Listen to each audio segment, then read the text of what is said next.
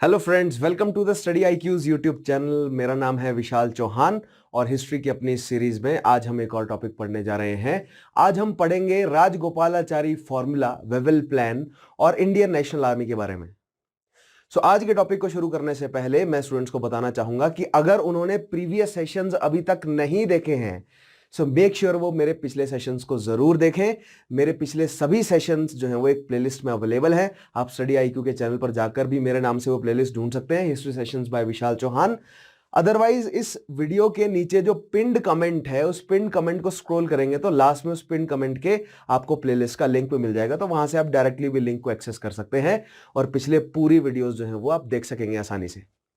ऐसा मैं क्यों बोल रहा हूं?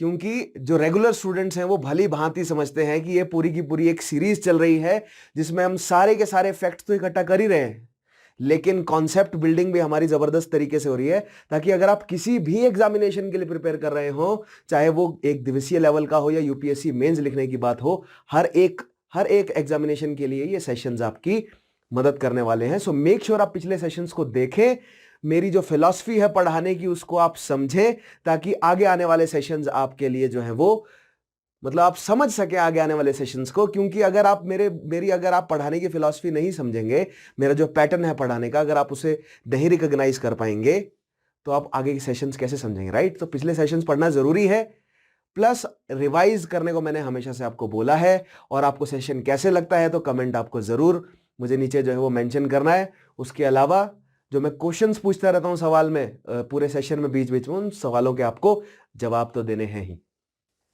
उसके अलावा अगर आप CSC के लिए प्रिपेयर कर रहे हैं तो वहीं पिन कमेंट्स में आपको स्टडी IQ की लर्निंग एप्लीकेशन का लिंक भी मिल जाएगा। उस एप्लीकेशन को इंस्टॉल कीजिए अपने एंड्रॉइड डिवाइस पर। थॉरो कोर्स वहां पर CSC के लिए अवेलेबल है। एंड फॉर दैट मैटर अगर आप किसी भी एग्जामिनेशन के लिए प्रिपेयर कर रहे हैं तो बहुत सारा मटेरियल जो है वो अवेलेबल है उस एप्लीकेशन पे। Make sure you can check that out, right? शुरू करते हैं आज का हमारा सेशन। जैसा कि आप यहां पर देख पा रहे हैं, हमें सबसे पहले राजगोपालाचारी फॉर्मूला पढ़ना है, या जिसे राजा जी फॉर्मूला भी कहा जाता था या CR फॉर्मूला भी कहा जाता है, क्योंकि C Rajagopalachari was the name of the person who proposed this formula. Now, the very first thing that we have to understand, we have to create a background of this event. So for that matter, अगर आप background को thoroughly पढ़ना चाहते हैं तो definitely आप पिछला session मेरा देखेंगे ही, क्योंकि पिछले सेशन में मैंने आपको एक्सप्लेन किया है अगस्त ऑफर क्या है, क्रिप्स मिशन क्या है, इंडिविजुअल सत्याग्रह कहाँ है, क्या है, जो सेकेंड वर्ल्ड वॉर है उसके दौरान जो है वो भारतीय नेशनलिस्ट जो है वो जितने भी लीडर्स हैं उनका रिस्पॉन्स क्या था। तो वो सारी चीजें हम ऑलरेडी पिछले सेशन में कवर कर चुके हैं, ठीक है? तो अगर आपने पिछला सेशन देखा है तो आप भली भांति जानते हैं कि क्रिप्स मिशन जो है वो फेल हो गया। उसके बाद क्विट इंडिया मूवमेंट आया। क्विट इंडिया मूवमेंट के सारे इवेंट्स हमने पढ़े हैं और क्विट इंडिया मूवमेंट की 3 स्टेजेस को हमने समझने की भली भांति जो है वो कोशिश करी है, राइट? अब हमें आगे बढ़ना है। अब हमें पढ़ना है C राजगोपालाचारी फॉर्मूला क्या है।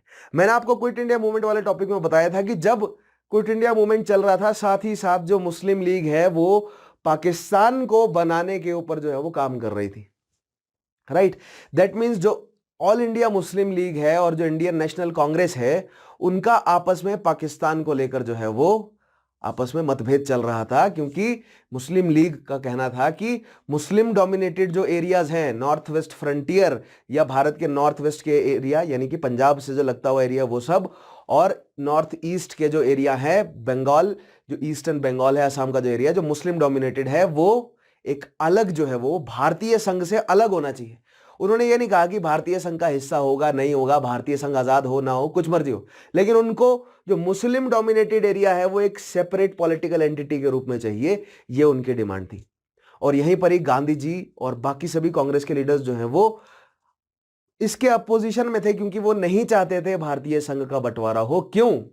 क्योंकि ये एक तरीके का स्लिपरी स्लोप है। मान लीजिए अगर नॉर्थ वेस्ट फ्रंटियर को अलग करवा लिया जाता है या असम या बंगाल के क्षेत्र को अलग करवा लिया जाता है भारतीय संघ से, तो आगे ये रास्ता खुल जाएगा ना, एक प्रेसिडेंट क्रिएट हो जाएगा कि पहले भी ऐसा हुआ है तो हम भी क्यों ना करें। तो आगे हो सकता है कि मैसूर कह दे कि मुझे भी अलग राष्ट्र चाहिए, निजाम कह दे हैदराबाद के कि हमें भी अलग राष्ट्र चाहिए, मराठे कह दे फिर से कि हमें अलग राज्य चाहिए, ठीक है, राजपूत कह दे कि हमारा अलग करो राष्ट्र, पहाड़ी राजा कह दे कि हमें अलग चाहिए, कश्मीर के शासक कहें कि हमें अलग चाहिए। तो भारतीय संघ कैसे बनेगा, राइट? सो दैट मीन्स ये प्रेसिडेंस जो है वो क्रिएट नहीं होना चाहिए, यानी कि एक एग्जाम्पल भी क्रिएट नहीं होना चाहिए कि भारतीय संघ से कोई अलग हो सकता है। ठीक है, तो this was the dispute between Congress and Muslim league, और इस डिस्प्यूट को सॉल्व करने का एक एक बीच का रास्ता निकालने की कोशिश की गई सी राजगोपालाचारी द्वारा, जो कि एक बहुत वरिष्ठ कांग्रेस के लीडर थे। और मैंने आपको बताया है, मुझे आप बताएंगे कमेंट में कि जब प्रोविजनल गवर्नमेंट बनी थी तो किस प्रोविंस के प्रीमियर रहे थे सी राजगोपालाचारी। अगर आपने मेरा पिछले सेशन फॉलो किए हैं तो डेफिनेटली आप इस सवाल का जवाब दे सकेंगे, राइट। तो आइए अब देखते हैं सी राजगोपालाचारी ने ऐसे क्या प्रपोजल्स दिए गांधी जी, और एक साइड कांग्रेस की तरफ से रिप्रेजेंट कर रहे थे गांधी जी और दूसरी साइड जो है वो M.A. जिन्ना।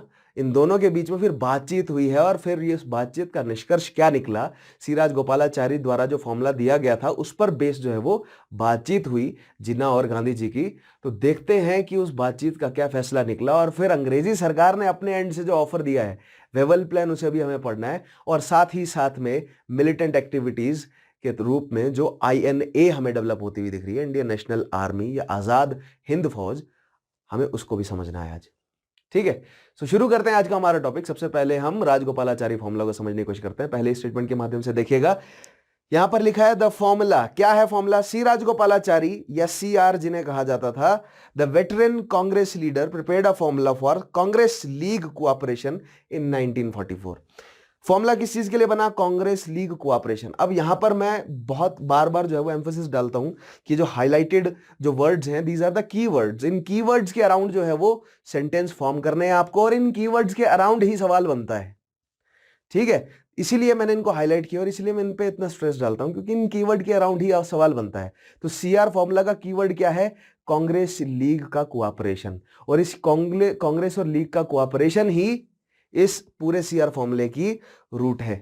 ठीक है, ताकि कांग्रेस और लीग के बीच में एक कोऑपरेशन बन जाए, एक जो है वो एग्रीमेंट, एक कॉमन ग्राउंड एस्टेब्लिश हो दोनों के बीच में, राइट। नेक्स्ट देखिएगा, it was a tacit acceptance of leagues demand for Pakistan, यानी कि लीग जो पाकिस्तान की डिमांड कर रहा था ना, उसको बहुत मतलब ना नुकर करते हुए, शर्माते हुए हाँ करी दी कांग्रेस ने कि चलो तुम मानोगे तो नहीं, दंगा हो जाए उससे बढ़िया हम अभी मतलब मानने को तैयार है। ऐसा नहीं है कि टेसिट इसलिए बोला गया क्योंकि कंप्लीटली ये नहीं बोला कि हाँ तुम्हारा बंटवारा कर देंगे, हम पाकिस्तान दिया तुम्हें, ऐसा नहीं बोला उन्होंने। ठीक है, उन्होंने कहा कि हम इसको कंसीडर करने को तैयार हैं, लेकिन हमारी और भी शर्तें हैं, अगर वो शर्तें फुलफिल होती हैं तो हम कंसीडर करने को तैयार हैं। तो एक हिंट भर दिया कि Congress is inclined towards the resolution of resolution किस चीज का, कि एक अलग जो है वो राष्ट्र होना चाहिए, the two nation theory of Jinnah, उसको अप्रूवल देने के लिए एक जो है वो झुकाव कांग्रेस की तरफ से है, लेकिन गिविंग कंडीशंस, अनकंडीशनल नहीं है वो झुकाव। ये था CR फॉर्मूले की, यहां पर आप हमें जो है वो रूट समझ आ गई। ठीक है, now Gandhi supported the formula, Gandhi ji द्वारा इस फॉर्मूले को जो है वो सपोर्ट मिला। अब देखते हैं कि क्या क्या मेन पॉइंट्स थे CR के प्लान में। पहला पॉइंट देखिएगा, the Muslim League to endorse Congress demand for independence. अब मुस्लिम लीग ने सिविल डिसोबीडियंस मूवमेंट के लगभग बाद से ही, इनफैक्ट आप ये मान के चले कि नॉन कोऑपरेशन के बाद से ही इंडियन नेशनल कांग्रेस और मुस्लिम लीग में दूरी आ गई थी। क्यों? क्योंकि इंडियन नेशनल कांग्रेस के कई सारे लीडर्स ने खिलाफत आंदोलन का विरोध किया था, मतलब गांधी जी का विरोध किया था कि उन्होंने खिलाफत को नॉन कोऑपरेशन से क्यों जोड़ दिया। तो इसी चीज को अंग्रेजों ने तूल प्रोवाइड करी थी, और हिंदू मुस्लिम जो कम्युनल जो डिसहार्मनी है, राइट, जो शिज्म है कम्युनिटीज में, वो गहरा हो गया था। और ठीक है, सिविल डिसोबीडियंस में वो और गहरा हो गया। क्विट इंडिया मूवमेंट में मैंने आपको बताया कि मुस्लिम लीग ने सपोर्ट ही नहीं किया क्विट इंडिया मूवमेंट को। सो यहां पर अंत में क्विट इंडिया मूवमेंट यानी कि 1940s में या विश्व युद्ध के दौरान सिचुएशन ये थी कि कांग्रेस या कांग्रेस से रिलेटेड और जो ऑर्गेनाइजेशन है, लाइक हिंदू महासभा है, कम्युनिस्ट पार्टी भी अलग हो गई थी। कम्युनिस्ट पार्टी भी कांग्रेस का सपोर्ट नहीं कर रही थी इंपीरियलिस्ट गवर्नमेंट के खिलाफ लड़ने में। क्यों? मैंने कम्युनिस्ट पार्टी का स्टैंड बताया आपको, जैसे ही रशिया युद्ध में कूदा उन्होंने कहा था ये तो पीपल्स वॉर है। ठीक है, और दूसरी साइड मुस्लिम लीग ने भी अपना स्टांस अलग बनाया हुआ था, वो भी कांग्रेस के साथ खुलकर नहीं बोल रही थी कि अंग्रेज सरकार को भगाओ, वो भी थोड़ा सा लॉयलिस्ट बनने की कोशिश कर रहे थे। तो यहां पर CR जो राजगोपालाचारी है उन्होंने कहा कि जो मुस्लिम लीग है वो खुलकर सपोर्ट करे कांग्रेस का, उसे कांग्रेस का खुलकर सपोर्ट करना पड़ेगा किसमें, नेशनल मूवमेंट में, ताकि जो मुस्लिम पॉपुलेशन है जो कि किसके कंट्रोल में है, मुस्लिम लीग के है, वो कांग्रेस के साथ जुड़े और एक हिंदू मुस्लिम यूनिटी क्रिएट हो। राइट, कोऑपरेशन बनाना है ना मुस्लिम लीग और कांग्रेस का। अभी तक आपको समझना पड़ेगा कि अंग्रेजों द्वारा ये जो पूरा प्लान सेट कर रखा है ना, मैं आपको एक अलग सेशन दूंगा इस पे कि किस तरह मुस्लिम लीग बना है और ये हिंदू मुस्लिम शिज्म क्यों क्रिएट हुआ है। तो अंग्रेजों द्वारा, मैंने बताया ही, चर्चिल ने स्टेटमेंट दी थी कैबिनेट में कि इंडियन नेशनल कांग्रेस एक हिंदू पार्टी है। तो ये लोगों के मन में भाव आ गया था कि कांग्रेस हिंदू पार्टी और मुस्लिम पार्टी जो है वो मुस्लिम लीग। तो कांग्रेस हिंदू पार्टी और मुस्लिम पार्टी, राइट, मुस्लिम लीग, तो हिंदू और मुस्लिम को जोड़ने की कोशिश की गई सीआर फॉर्मूला से। ठीक है, इस तरह की जो है वो कॉमन एनालॉजी बनी लोगों के दिमाग में, ये चीज ऐसी दिखी लोगों को, लेकिन ऐसा था तो नहीं। मुस्लिम लीग भले ही मुस्लिम डोमिनेटेड जो है वो पूरा ऑर्गेनाइजेशन हो, लेकिन कांग्रेस तो सबका ही था।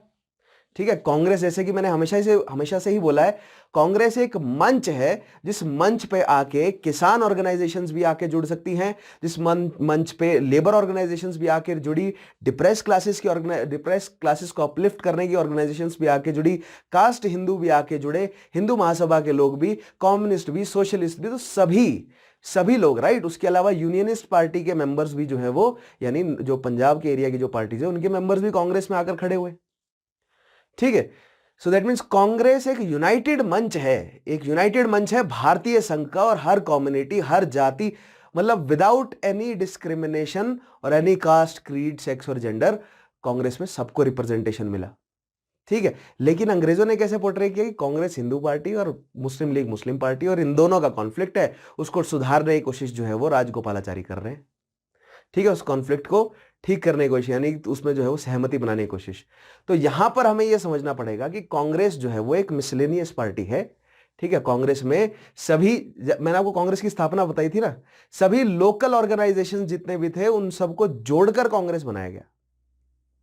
ठीक है, तो वही ट्रेंड जो है वो चला आ रहा था, कांग्रेस में हर तरह के लोगों के आने की जो है वो इजाजत थी, कांग्रेस की मेंबरशिप आप खरीदिए। ठीक है, मैंने नॉन कोऑपरेशन मूवमेंट में कांग्रेस की मेंबरशिप का चार्ज आपको जो है वो पिछले सेशन में बताया है एक में, अगर आपने देखा है तो कांग्रेस की मेंबरशिप का चार्ज मुझे मेंशन कीजिएगा कमेंट में कि कितना था। ठीक है, आगे देखिएगा मेन पॉइंट्स क्या क्या है। पहली चीज है Muslim League to endorse Congress demand for independence, Muslim League को कांग्रेस की इंडिपेंडेंस की डिमांड जो है वो मांगनी पड़ेगी। दूसरी चीज, Muslim League to endorse, second point है League to cooperate with Congress in forming a provisional government at centre. ठीक है, लीग को कांग्रेस के साथ कोऑपरेट करना पड़ेगा ताकि सेंटर में एक प्रोविजनल गवर्नमेंट एस्टेब्लिश की जाए, यानी कि दिल्ली में दोनों जुड़कर जो है वो एक प्रोविजनल गवर्नमेंट बनाए सेंटर में। ऐसी जो है वो अपील की गई दोनों से, कांग्रेस से भी और मुस्लिम लीग से भी। ठीक है, कि आप एक जॉइंट जो है वो प्रोविजनल गवर्नमेंट बनाइए, ऐसा ना हो कि केवल एक बनाए। ठीक है, तीसरी चीज, after the end of the war the entire population of Muslim majority areas in north waste and north east India to decide by plebiscite whether or not to form a separate sovereign state. अब यहां पर देखिए, यहां पर बोला गया entire population of Muslim majority areas in northwest and northeast India, entire population। ठीक है, यानी कि पाकिस्तान, जो प्रेजेंटली पाकिस्तान है, उसकी Sindh, Multan, Baloch, North waste Frontier, Punjab, ठीक है, ये जो, और पाश्तूनिस्तान, ये सारी जो प्रोविंसेस है, पाश्तूनिस्तान नाम आपने शायद नहीं सुना होगा, लेकिन जो नॉर्थ वेस्ट फ्रंटियर है उसको पाश्तूनिस्तान भी कहते हैं, उसका अफगानिस्तान से लगते हुए एरिया को। तो इस पूरे एरिया में प्लस ईस्ट साइड क्या क्या है, असम, जो ईस्टर्न बंगाल है, और आसपास के कुछ जो एरिया है, यहां पर क्या है, यहां पर मुस्लिम डोमिनेटेड एरिया है। अब इस मुस्लिम डोमिनेटेड एरिया के सभी पॉपुलेशन से, पूरी की पूरी पॉपुलेशन से एक वोट करा लिया जाएगा और उनसे पूछ लिया जाएगा कि आपको अलग राष्ट्र चाहिए या भारतीय संघ में जुड़े रहना चाहते हैं। ठीक है, ध्यान से सुनिए, सीआर फॉर्मूला में लिखा है कि सारी की सारी पॉपुलेशन, देखिए यहां पर बनता है कॉन्सेप्ट बेस्ड क्वेश्चन। ठीक है, कि सीआर फॉर्मूला के प्रोविजंस में क्या क्या लिखा हुआ है, तो यहां पर आपको समझना है सीआर फॉर्मूला के प्रोविजन में लिखा है कि नॉर्थ वेस्ट प्रोविंस और नॉर्थ ईस्ट प्रोविंस की सारी पॉपुलेशन से पूछा जाना था कि आपको अलग राष्ट्र चाहिए या भारतीय संघ में जुड़े रहना चाहते हैं। सारी पॉपुलेशन का मतलब यह है कि वहां की मुस्लिम, सिख, ईसाई, हिंदू, पंजाबी, मुल्तानी, फारसी, ईरानी, सभी अगर सारी पॉपुलेशन की बात होगी तो सभी जाति धर्म के व्यक्ति आ गए ना उसमें, ठीक है। तो सबसे पूछा जाना था। इसका विरोध मुस्लिम लीग ने डायरेक्टली क्या किया? इसका विरोध मुस्लिम लीग ने यही बोला कि हम सबसे नहीं पूछेंगे, ठीक है, प्लेबिसाइट कराइए, वोटिंग कराइए, रेफरेंडम करिए, लेकिन सबसे नहीं पूछेंगे, हम केवल मुस्लिम पॉपुलेशन से पूछा जाएगा कि आपको अलग राष्ट्र चाहिए या नहीं, क्योंकि जो हम राष्ट्र बनाने जा रहे हैं वो मुस्लिम जो है वो पॉपुलेशन पे बेस्ड है, क्योंकि ये जो एरिया हमने बांटे हैं ये मुस्लिम डोमिनेटेड एरियाज है, यानी कि मुस्लिम पॉपुलेशन का डोमिनेशन है यहां पे। लेकिन ये पूरी तरह सच भी नहीं है। ऐसा नहीं है कि मुस्लिम पॉपुलेशन का डोमिनेशन है तो वहां पर क्लियर मेजॉरिटीज है एरियाज में, पैचेस में क्लियर मेजॉरिटी है, लेकिन हर जगह क्लियर मेजॉरिटी नहीं है। आप ये कह सकते हैं कि वहां के जो जमींदार है या वहां के जो सामंत हैं या वहां के जो बड़े लीडर्स हैं, बड़े कैपिटलिस्ट हैं, वो मुस्लिम हैं। जनता जो है वो कॉम्पोजिट है, जो पीजेंट्री है वो कॉम्पोजिट है, वो हिंदू भी है, सिख भी है और मुस्लिम भी है। वो अगर नॉर्थ वेस्ट की बात की जाए, राइट, और नॉर्थ ईस्ट की बात की जाए तो हिंदू मुस्लिम जो है वो हिंदू और मुस्लिम और कुछ जैन और बौद्ध भी जो है वहां पर पीजेंट्री मौजूद है। लेकिन जो एलीट क्लास है उसकी डोमिनेशन देखी जाए तो मुस्लिम्स है एलीट क्लास में। नेक्स्ट चीज देखिएगा, in case of acceptance of partition agreement to be made jointly for safeguarding defence commerce communications, यहां बोला गया। अच्छा देखिए, इस पॉइंट से पता चलता है कि पार्टीशन को एक्सेप्ट करने के प्रति जो है वो झुकाव था कांग्रेस का, क्योंकि यहां पर लिखा है कि इन केस पार्टीशन हो जाता है, ठीक है, तो डिफेंस, कॉमर्स और कम्युनिकेशंस पर मिल बांट के जो है वो बात कर ली जाएगी, ठीक है। यहां पर फिर से जिन्ना ने सवाल उठाया कि मिल बांट के क्यों बात करी जाएगी? हमें अलग राष्ट्र मिलेगा तो अपना डिफेंस हम खुद संभालेंगे, हम कोई मिल बांट के बात नहीं करेंगे, ठीक है। हमें मतलब जो है वो पूरा कंट्रोल चाहिए अपने डिफेंस पे, पूरा कंट्रोल चाहिए अपने कॉमर्स पे और पूरा का पूरा कंट्रोल चाहिए अपने कम्युनिकेशन पे। ये 3 बहुत इंपॉर्टेंट चीजें हैं, डिफेंस, कॉमर्स एंड कम्युनिकेशन, ठीक है, एक राष्ट्र को चलाने के लिए ये सबसे बड़ी इंपॉर्टेंट चीजों में से एक है, ठीक है। नेक्स्ट चीज देखिएगा, the above terms to be operative only if England transferred full powers to India. ये सीआर फॉर्मूला तभी लागू होना था अगर अंग्रेजी सरकार पूरी शक्ति भारत को देती, ठीक है। उसके बाद जो 2 मुख्य पार्टियां हैं, मुस्लिम लीग और कांग्रेस, वो सीआर फॉर्मूला के तहत जो है वो शक्ति में बंटवारा करती है आपस में, ठीक है। आगे देखते हैं, अब हम पढ़ते हैं कि इस सीआर फॉर्मूला के प्रति ऑब्जेक्शंस क्या क्या है, ठीक है। तो पहला ही ऑब्जेक्शन जो है वो आप जान ही सकते हैं, जिन्ना की तरफ से आया होगा। पहला पॉइंट है, Jinnah wanted the Congress to accept the 2 nation theory. Jinnah ने पहला ऑब्जेक्शन क्या दिया कि इन केस ये सब नहीं मैं सुनूंगा, आप 2 नेशन थ्योरी को मानो ही मानो, हमें मुस्लिम डोमिनेटेड एरियाज में एक मुस्लिम जो है वो राष्ट्र चाहिए, हमें एक इस्लामिक स्टेट वहां पर चाहिए, एक अलग राष्ट्र हमें चाहिए ही चाहिए, ठीक है। आपको माननी पड़ेगी 2 नेशन थ्योरी। सेकंड चीज, he wanted only the Muslims of North waste and north East to vote in the plebiscite and not the entire population. याद रखेंगे, जिन्ना का ऑब्जेक्शन क्या था कि केवल मुस्लिम जनसंख्या वोट करेगी, सारी जनसंख्या वोट नहीं करेगी। कहां की? नॉर्थ वेस्ट और नॉर्थ ईस्ट की, ठीक है, यानी कि Punjab, Multan, Sindh, Baloch, Pashtunistan, north waste frontier, यहां से जो मिलाकर पाकिस्तान बनाया जाना था, प्लस बंगाल, ईस्टर्न बंगाल और असम के कुछ एरिया मिलाकर जो बांग्लादेश बनाया जाना था, वहां की जो जनता है उसमें केवल मुस्लिम्स वोट देंगे और सीआर फॉर्मूला के अकॉर्डिंग सारी पॉपुलेशन वोट देगी।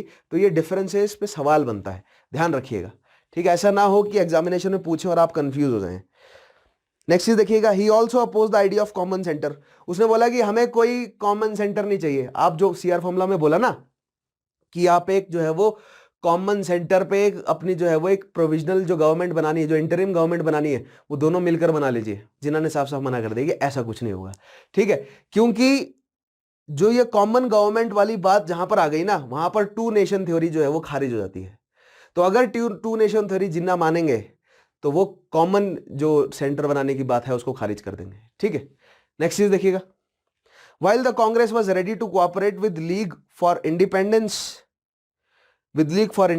of the Indian Union, the League did not care for independence of the Union. ठीक है, कांग्रेस जो है वो आजादी के संघर्ष में मुस्लिम लीग के साथ उतरने को तैयार थी, लेकिन मुस्लिम लीग को कोई मतलब नहीं था कि इंडियन यूनियन आजाद हो या ना हो। क्यों?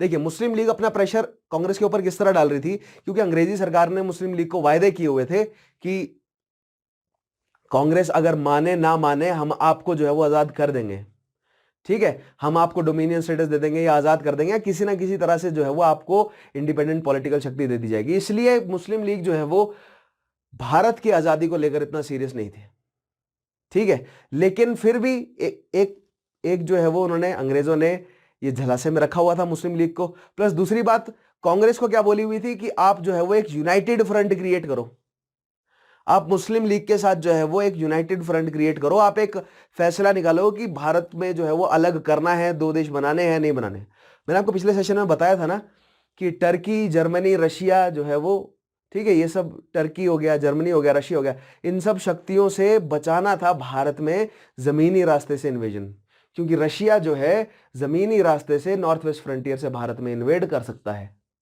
इसीलिए भारत के बाहर एक बफर लैंड होना जरूरी है। इसीलिए अंग्रेजों ने पाकिस्तान को बनाने के ऊपर जो है वो प्रेशर डलवाए रखा। इसीलिए मुस्लिम लीग को बनाया भी गया था ताकि समय आने पर एक भारत के साइड में बफर लैंड बन जाए। मैंने बोला ना, अंग्रेजी सरकार अगले 200-300 साल तक सोच कर चलती थी। बहुत लंबा गेम खेला उन्होंने। मैं आपको डिटेल में समझाऊंगा उनकी पॉलिसीज को किसी एक टॉपिक में, डिटेल में, बिल्कुल बारीकी से, ठीक है। मैंने बोला ना माइक्रो एनालिसिस जब करेंगे तो मैं आपको बताऊंगा।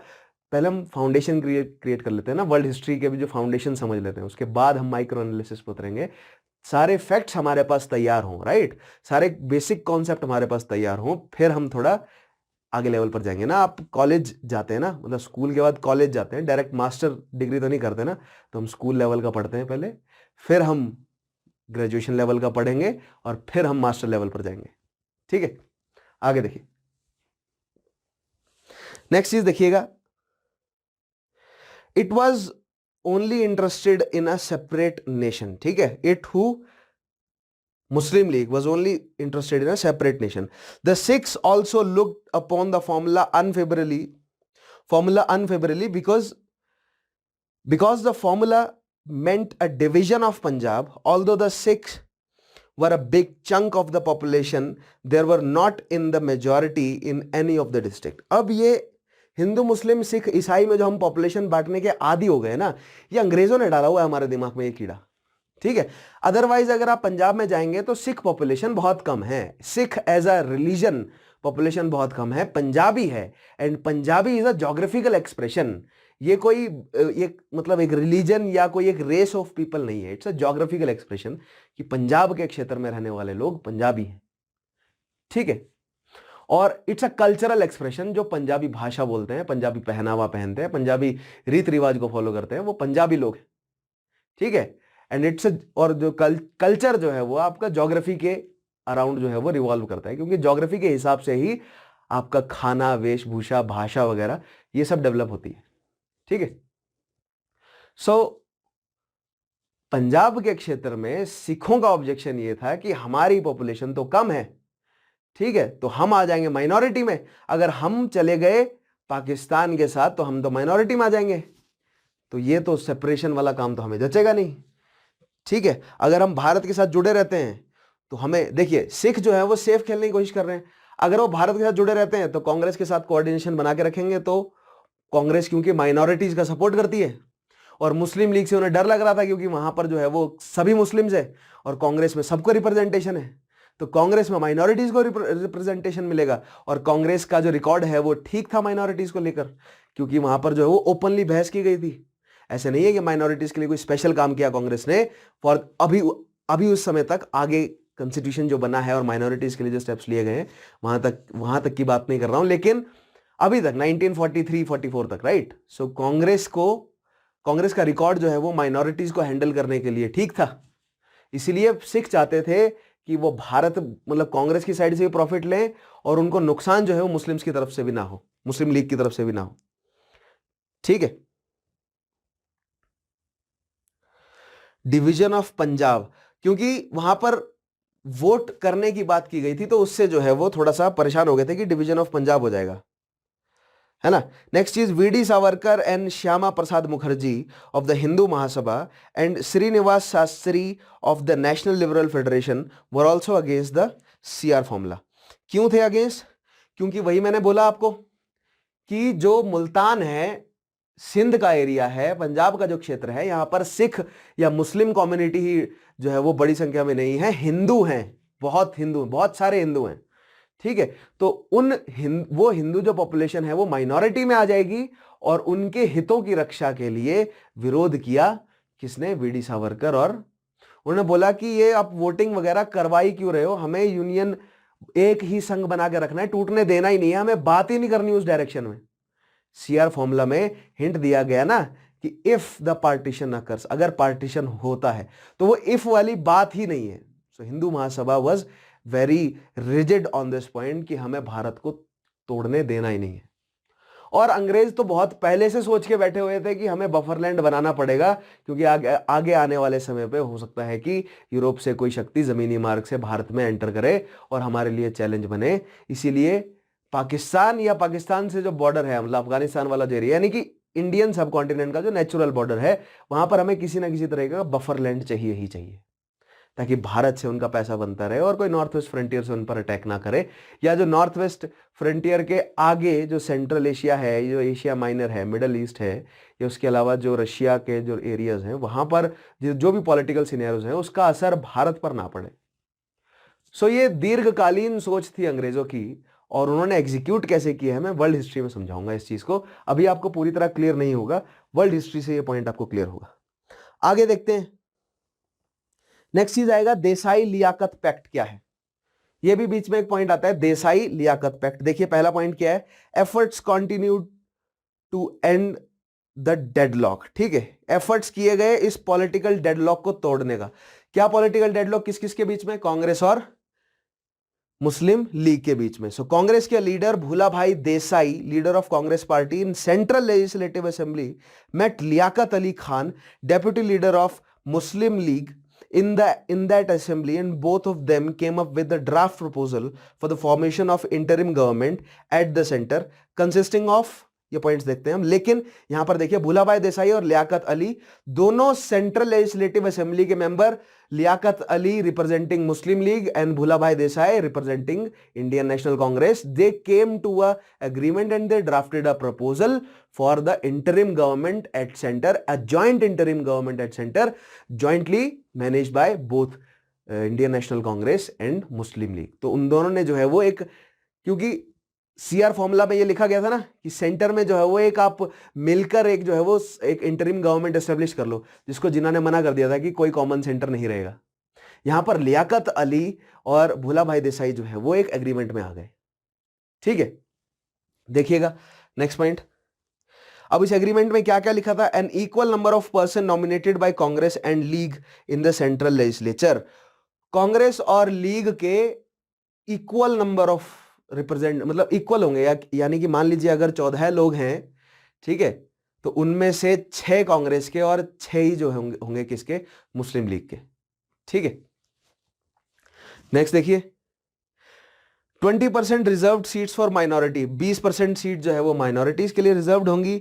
No settlement could be reached between Congress and the League on these lines, but the fact that a sort of parity between Congress and the League was decided upon had far reaching consequences. ठीक है, कोई settlement नहीं बना, तो देसाई लियाकत पैक्ट का भी कोई solution जो है वो नहीं निकल सका। लेकिन यहां पर एक रास्ता प्रशस्त हो गया कि कांग्रेस और मुस्लिम लीग जो है वो किस मुद्दे पर, क्योंकि एक ये कॉमन ग्राउंड जो है वो आता हुआ दिखा कि जो सेंटर है, जो सेंट्रल लेजिस्लेटिव असेंबली है, उसमें अगर कांग्रेस को, उसमें अगर मुस्लिम लीग को या मुस्लिम representation irrespective of their population अगर दिया जाए बराबर टू कांग्रेस, तो मुस्लिम लीग जो है वो हो सकता है मानने को तैयार हो जाए। क्योंकि अगर 14 सीटों में से 6 कांग्रेस को गई और 6 अगर मुस्लिम लीग को गई, तो और मुस्लिम लीग की अगर कुल मुस्लिम पॉपुलेशन अगर कुल पॉपुलेशन का 25% है, तो 6 सीटें दिया जाना उनके प्रोपोर्शन से ज्यादा बनता है। ठीक है, मतलब परसेंट पॉपुलेशन से ना, पॉपुलेशन का परसेंट जो प्रोपोर्शन है उससे ज्यादा सीटें बनती हैं, तो यहां पर हो सकता है कि ये कॉमन ग्राउंड एस्टेब्लिश हो जाए। ठीक है, अब ऐसे में हम देखते हैं अंग्रेजी सरकार का क्या रिएक्शन है। तो आइए समझते हैं हम वेवल प्लान को। ठीक है, पहला पॉइंट देखिएगा, although the war in Europe came to an end in May 1945 after the death of Hitler, the Japanese threat still remained. The conservative government in Britain, led by Churchill, was keen to reach a solution on the constitutional question in India. देखिए, मई 1945 अंत में Hitler को मार दिया गया, Europe में जो है वो एक्सिस फोर्सेस ने सरेंडर कर दिया। ठीक है, अब इसके बाद इलेक्शन होने जा रहे थे यूरोप में। ठीक है, यूरोप में इलेक्शन होने वाले थे समवेयर अराउंड जुलाई अगस्त के आसपास। ठीक है, मतलब मिड 1945 में। अब चर्चिल जो एक रिप्रेजेंटेटिव है किसका, कंजर्वेटिव पार्टी का, उसको पता था कि युद्ध में हमने बहुत जो है वो साम दाम लगाया है। ठीक है, दैट मीन्स जनता हमसे नाराज है और ऐसा ना हो कि लेबर पार्टी जीत जाए। तो अब जनता को कंसिलिएट करने के लिए और दिखाने के लिए कि वो लोगों के बारे में और भारतीयों के बारे में सोच रहे हैं, तो उन्होंने बोला वॉयसरॉय को, पहले तो सेक्रेटरी ऑफ द स्टेट को बोला और फिर वॉयसरॉय को बोला कि कोई एक ऐसा प्लान निकालिए, बीच का रास्ता निकालने की कोशिश कीजिए और आप जो है वो कॉम्प्रोमाइज करिए इंडियन गवर्नमेंट, जो इंडियन नेशनल कांग्रेस है या भारतीयों के साथ कॉम्प्रोमाइज क्रिएट कीजिए। तो वहीं पर आता है निकलकर क्या, Wavell plan, because Wavell was the viceroy of that time. ठीक है, वेवल कौन था, गवर्नर जनरल था उस समय का। ठीक है, सो देखते हैं वेवल प्लान में क्या लिखा था।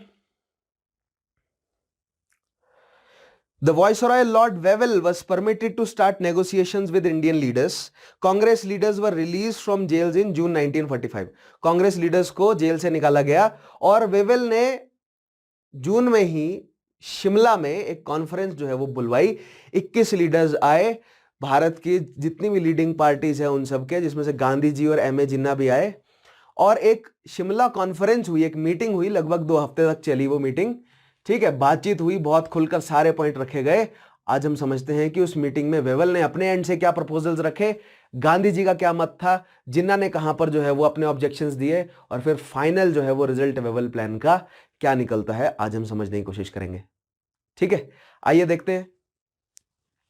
सबसे पहला पॉइंट ये है कि why the government was keen on a solution now, कि अभी सॉल्यूशन क्यों चाहिए, ऐसा क्यों था, गवर्नमेंट पे प्रेशर क्या था। तो पहली चीज तो वही मैंने आपको बताई, the general elections in England was scheduled for mid 1945। The conservatives wanted to be seen as sincere on reaching a solution. ठीक है, क्यों, क्योंकि भारत में जो दंगा हो रहा था, भारत में जो क्विट इंडिया मूवमेंट के समय जो हिंसा हुई थी ना, उसमें अंग्रेजों की मृत्यु हुई। तो जो लेबर पार्टी है उसने कैबिनेट में उत्पात मचा दिया था कि तुम्हारी वजह से अंग्रेजों की मौत हो गई है वहां पे। ठीक है, तुम्हारी वजह से, तुम जो बोल रहे हो, कंजर्वेटिव पार्टी को बोला जा रहा था कि तुम जो बोल रहे हो कि वो बैकबोन है हमारी इकोनॉमी की, उस बैकबोन, वो बैकबोन जो है वो टूट चुकी है। ठीक है, वहां से कुछ नहीं निकल रहा, अभी घाटा हो गया युद्ध में इतना ज्यादा, तुम जो है वो उस कॉलोनी को छोड़ दो या कोई सॉल्यूशन निकालो। तुमने कब से अटकाया हुआ है, तुमने 1917 में बोला था कि हम एक रिस्पॉन्सिबल गवर्नमेंट देंगे, ठीक है, मॉन्टेगू डिक्लेरेशन में, और तुमने तब से अटका रखा है, तो कोई सॉल्यूशन निकाला जाए। तो यहां पर चर्चिल यही चाहता था कि एक मतलब कंजर्वेटिव पार्टी जो है वो इस डायरेक्शन में काम करती हुई दिखे कि वो सॉल्यूशन निकालना चाहती है। ठीक है, सो इसीलिए वेवल को बोला गया कि तुम एक मीटिंग का आयोजन करो। सेकंड पॉइंट है, there was pressure from the allies to seek further Indian cooperation in the war. USSR, China, USA, क्योंकि जापान ने अभी तक सरेंडर नहीं किया था, भले ही यूरोप की शक्तियों ने सरेंडर कर दिया हो, जापान अभी भी स्ट्रांग था। जापान के ऊपर एटॉमिक बॉम्ब भी गिरे गए। ठीक है, मतलब यूएस ने बाद में फिर एटॉमिक बॉम्ब गिरे जापान पर, लेकिन स्टिल जापान जो है वो साउथ ईस्ट एशिया में काफी एडवांस था। और युद्ध के बाद खर्चे की पूर्ति के लिए भारत का साथ होना जरूरी था, क्योंकि भारत में क्योंकि जो ड्यू था इंडस्ट्रियलाइजेशन, वो भारत में अगर इंडस्ट्रियलाइजेशन आएगा, और जो एक्टिव युद्ध के बाद जो कोल्ड वॉर होने वाला था, अभी सब जानते थे, 2 मुख्य शक्तियां यूएसए और यूएसएसआर, 2 मुख्य शक्तियां आ गई हैं। यूरोप की शक्तियों के पास पैसा जो है वो एग्जॉस्ट हो गया है, वो अभी अपने आप को रिगेन कर रही है अपनी स्ट्रेंथ को। तब तक जो है वो यूएसए और यूएसएसआर के बीच में कोल्ड वॉर चला, और भारत की उसमें बहुत इंपॉर्टेंट पोजीशन थी, क्योंकि मैंने बोला ना, भारत हिंद महासागर में जो भारतीय पेनिनसुला का प्रोटूडेंस है वो बहुत इंपॉर्टेंट है ईस्टर्न एशिया और वेस्टर्न एशिया और अफ्रीका को कनेक्ट करने के लिए। ठीक है। प्लस भारत में जो मैन पावर है, भारत में जो नेचुरल रिसोर्सेज हैं, उसकी बहुत ज्यादा आवश्यकता थी अब पूरी सभी यूरोपियन शक्तियों को। क्यों? क्योंकि यही समय था, युद्ध अभी छिड़ने ही वाला था, सॉरी, युद्ध जो है वो खत्म होने वाला था और सबको अब क्षतिपूर्ति करनी थी, राइट। अब सबको जो है वो रीइंबर्समेंट्स चाहिए थे, इसीलिए भारत का साथ होना बहुत जरूरी था। एक्सिस एलाइड फोर्सेस ने प्रेशर डाला इंग्लैंड पे कि भारत को जोड़ो, भारत से अभी पैसा निकालना बहुत जरूरी है। भारत आजाद हो गया या भारत रशिया, क्योंकि यूएसए ने ब्रिटेन पर प्रेशर डाला कि भारत अगर आजाद हो गया ना, और अगर उसने यूएसएसआर का साथ दिया, या उसने अगर जापान या जर्मनी या टर्की का साथ दिया, तो हम जो है वो जो कैपिटलिस्ट इकोनॉमी एस्टेब्लिश करना चाहते हैं, हमने जो इतना बड़ा युद्ध लड़ा है ये पूरे कैपिटलिस्ट इकोनॉमी को दुनिया भर में फैलाने के लिए, दुनिया के अलग अलग बड़े बड़े देशों में अब इंडस्ट्रियलाइजेशन करने के लिए, ठीक है, और मोनोपोलाइज करने के लिए मार्केट को, वो व्यर्थ हो जाएगा। ठीक है, तो यूएसए को और ब्रिटेन को अपनी शक्ति वापस जो है वो गेन करनी थी। यूएसएसआर को एक बड़ी ग्लोबल शक्ति बनने से रोकना था, चाइना को एक बड़ी ग्लोबल शक्ति बनने से रोकना था, इनफैक्ट भारत को एक बड़ी ग्लोबल शक्ति बनने से रोकना था। इसलिए भारत को भी कंसीलिएट करना बहुत आवश्यक था, हेंस द वेवल प्लान। ठीक है, नेक्स्ट चीज देखिएगा, थर्ड पॉइंट है the government wanted to divert Indian energies into channels more profitable for the British. ठीक है, अंग्रेज चाहते थे कि भारतीयों को बार बार बोले कि तुम एडमिनिस्ट्रेशन चलाने के लायक नहीं हो, हम तुम्हें एक ऐसी व्यवस्था करके देते हैं जिसमें एडमिनिस्ट्रेशन तुम चलाओगे, बस उसको हम मतलब बिल्कुल टॉप लेवल पर गवर्न हम करेंगे, लेकिन मैक्सिमम शक्तियां तुम्हारे पास होंगी। लेकिन मैंने आपको पिछले पॉइंट में बताया ही, अगर टोटल इंडिपेंडेंस नहीं मिलता है तो अंग्रेजी कैपिटलिस्ट भारत से जाएगा नहीं और भारतीय पूंजीपतियों को बड़े जो बिजनेस हैं उसको संभालने को मिलेंगे नहीं। दैट मींस जो कोल है इंडिया का, जो पेट्रोलियम है, जो स्टील है इंडिया का, जो ट्रांसपोर्टेशन है, कम्युनिकेशन है, डिफेंस है, वो सब नेशनल कैपेसिटी है, भारतीय जो कैपिटलिस्ट हैं उनके हाथ में नहीं आएगा, वो यूरोपियन कैपिटलिस्ट और यूरोपियन कैपेसिटी में रह जाएगा। दैट मींस जो मोटा पैसा है ना, जो एक्चुअल कमाई है देश की, वो भारतीयों के पास नहीं रह पाएगी। अगर भारतीयों के पास एक्चुअल कमाई नहीं आई तो इंडिया जो है वो एक ग्लोबल पावर की तरह उभर नहीं सकता, हमेशा वो अंग्रेजों का डोमिनियन बना ही रह जाएगा। इसीलिए टोटल इंडिपेंडेंस। ठीक है, नेक्स्ट चीज देखिएगा, अब प्लान में था क्या क्या पॉइंट्स। तो पहला पॉइंट देखिएगा, the idea was to reconstruct the governor general executive council pending the preparation of a new constitution. ठीक है, गवर्नर जनरल की एग्जीक्यूटिव काउंसिल को रिकंस्ट्रक्ट किया जाएगा और कॉन्स्टिट्यूशन बनाने का काम जो पेंडिंग है उसको पूरा किया जाएगा। गवर्नर जनरल की काउंसिल है, उसमें मेजॉरिटी भारतीयों को दे दी जाएगी। ठीक है, और केवल गवर्नर जनरल और उसका जो कमांडर इन चीफ है, जो आर्मी का कमांडर इन चीफ है, या सारी फोर्सेस का, नेवी, एयरफोर्स और आर्मी, सभी फोर्सेस का जो कमांडर इन चीफ है वो अंग्रेजी अफसर रहेगा, और जो वॉइसरॉय है वो अंग्रेजी अफसर रहेगा। बाकी सारी की सारी पोस्ट जो है वो, यानी कि रेवेन्यू हो गया, ठीक है, उसके अलावा कम्युनिकेशन हो गया, ये सारी जो है वो किसके पास जाएंगी? भारतीयों के पास चली जाएंगी। तो जो गवर्नर जनरल की एग्जीक्यूटिव काउंसिल है उसमें 2 पोस्ट को छोड़कर बाकी सारी 12 की 12 पोस्ट जो है वो भारतीयों को चली जाएंगी। ठीक है, आगे देखिए, for this purpose a conference was convened by viceroy Lord Wavell at Shimla in June 1945। ठीक है, उससे पहले वेवल जो है वो ब्रिटेन में गए थे और ब्रिटेन की पार्लियामेंट में जाकर वेवल ने बोला था कि मैं इस तरह जो है वो एक सॉल्यूशन है मेरे पास, और चर्चिल ने फिर उनको जो है वो हरी झंडी दी थी, मतलब अपनी एग्रीमेंट दी थी कि करो जाके तुम ये कॉन्फ्रेंस, अच्छा आइडिया है तुम्हारा। ठीक है, क्योंकि वेवल उससे पहले कमांडर इन चीफ रहा था तो he knows India in and out. ठीक है, next is with the exception of governor general and the commander in chief, all members of executive councils were to be Indians. ठीक है, मैंने बोला ना गवर्नर जनरल और कमांडर इन चीफ, अब ध्यान रखिएगा ये बिल्कुल डायरेक्ट सवाल बनता है, ये कॉन्सेप्चुअल नहीं है, फैक्चुअल बेस्ड सवाल है कि वेवल प्लान में किन 2 पोस्ट को अंग्रेजों की ही रखा गया था। तो गवर्नर जनरल और the viceroy himself and commander in chief, किसका? सभी फोर्सेस का। ये 2 पोस्ट जो हैं वो अंग्रेजों के पास रहेगी, यानी कि डिफेंस जो है वो अभी प्रोविजनली अंग्रेजों के पास है। अगर आगे आजादी दी जाती है, नहीं दी जाती है, तब तक अंग्रेजों के पास रहेगा, और वॉइसरॉय तो रहेगा ही ऊपर। तो यही तो कॉन्फ्लिक्ट था सारा। ऑगस्ट ऑफर में तो यही कॉन्फ्लिक्ट था, क्रिप्स मिशन में भी तो यही कॉन्फ्लिक्ट था कि आपकी सुप्रीम अथॉरिटी नहीं चाहिए, अगर ऊपर गवर्नर जनरल बैठे रहेगा तो उसके पास वीटो रहेगा, और उसके पास अगर वीटो रहेगा तो अगर हम कोई भी कानून बनाएंगे तो वो अपनी मर्जी से कभी भी उस कानून को पलट सकता है। तो यही तो कॉन्फ्लिक्ट है। लेकिन यहां पर जो वेवल प्लान है वो थोड़ा सा अलग है। यहां पर बोला गया जो गवर्नर जनरल की विटो है ना, वो उसको ऐसे अपने मन से एक्सरसाइज नहीं कर सकता, वो अपनी विटो को एक्सरसाइज करेगा on the advice of his ministers. उसकी जो काउंसिल है जिसमें मेजॉरिटी किसकी होने वाली है, अब भारतीयों की, उनसे जो है वो डिस्कस करके ही विटो को यूज करेगा। ठीक है, अपनी यानी कि मर्जी जो है वो उसके पास विटो यूज करने की नहीं रही। तो इससे जो है वो भारतीयों को, इस प्रोविजन को देकर भारतीयों को कंसीलिएट करने की कोशिश की गई। नेक्स्ट पॉइंट देखिएगा, the foreign affairs portfolio would be transferred from the governor general to an Indian member. मैंने बोला ना कि केवल कमांडर इन चीफ और वॉइसरॉय अंग्रेजी है, फॉरेन अफेयर्स का जो मिनिस्टर है वो अब एक भारतीय होगा। Defence would be handed by a British general until the full transfer of power was made. Commander in chief अभी भी है, लेकिन जब तक पूरा ट्रांसफर नहीं हो जाता शक्ति का, तब तक कमांडर इन चीफ जो है वो क्या करेगा, हैंडल करेगा भारत का defence. Caste Hindus and Muslims were to have equal representation.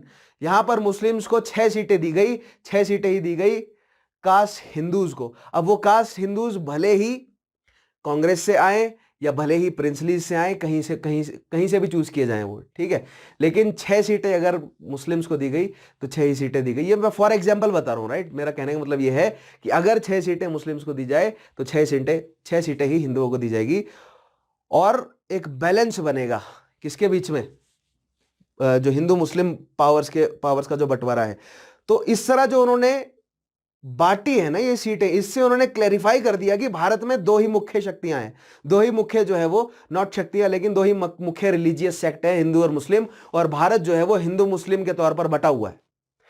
इन्हीं सब छोटे छोटे चीजों से वो क्लैरिफाई कर देते हैं। मैकॉले का एजुकेशन सिस्टम जो आया है, ठीक है, हिंदू हिस्ट्री, मुस्लिम हिस्ट्री और मॉडर्न हिस्ट्री, उसको क्रिश्चियनिटी हिस्ट्री नहीं बोला उन्होंने ये नहीं बोला कि ये क्रिश्चियनिटी की हिस्ट्री है, लेकिन जो पीछे के 2 पार्ट है, ठीक है, उनको उन्होंने हिंदू हिस्ट्री और मुस्लिम हिस्ट्री बोला।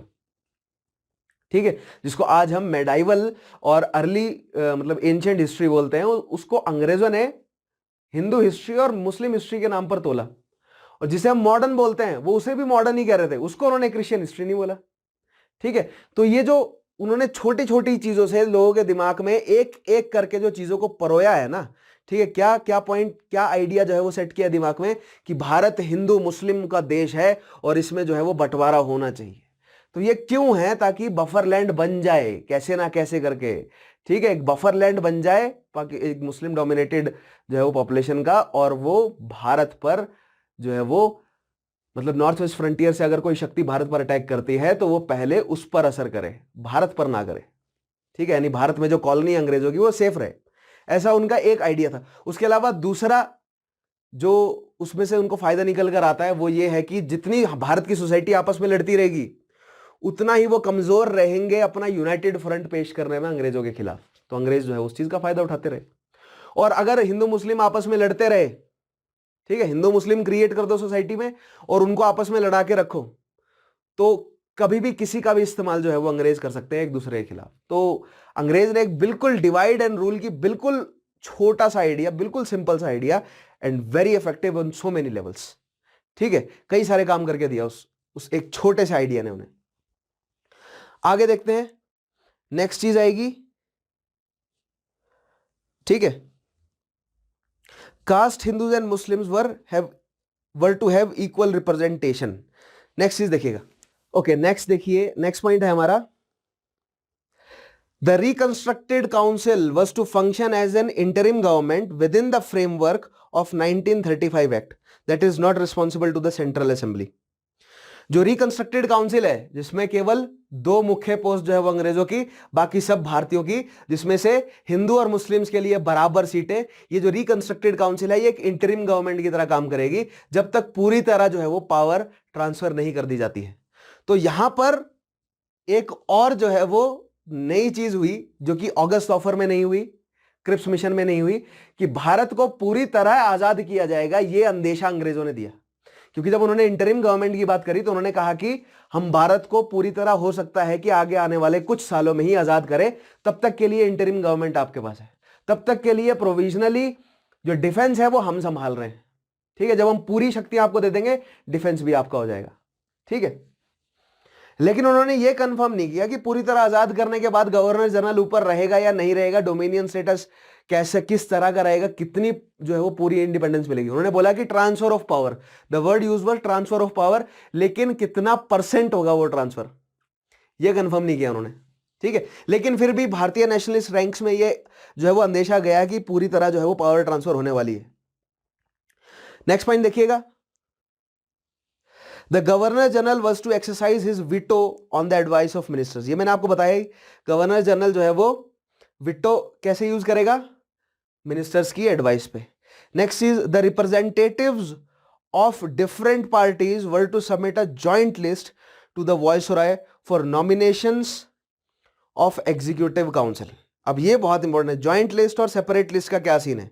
रिप्रेजेंटेटिव और different parties were to submit a joint list. यहां पर वॉइसरॉय या वेबल प्लान में क्लियरली बोला गया कि जो रिप्रेजेंटेटिव्स हैं जो कि एग्जीक्यूटिव काउंसिल में आना चाहते हैं, अलग अलग पार्टियों के होंगे ऑब्वियसली, तो वो एक साथ भी सारे मिलकर अपना नाम दे सकते हैं, तो एक जॉइंट लिस्ट भी हो सकती है, या वो अगर जॉइंट लिस्ट से जो सहमत नहीं है तो वो एक अलग लिस्ट के माध्यम से भी दे सकता है।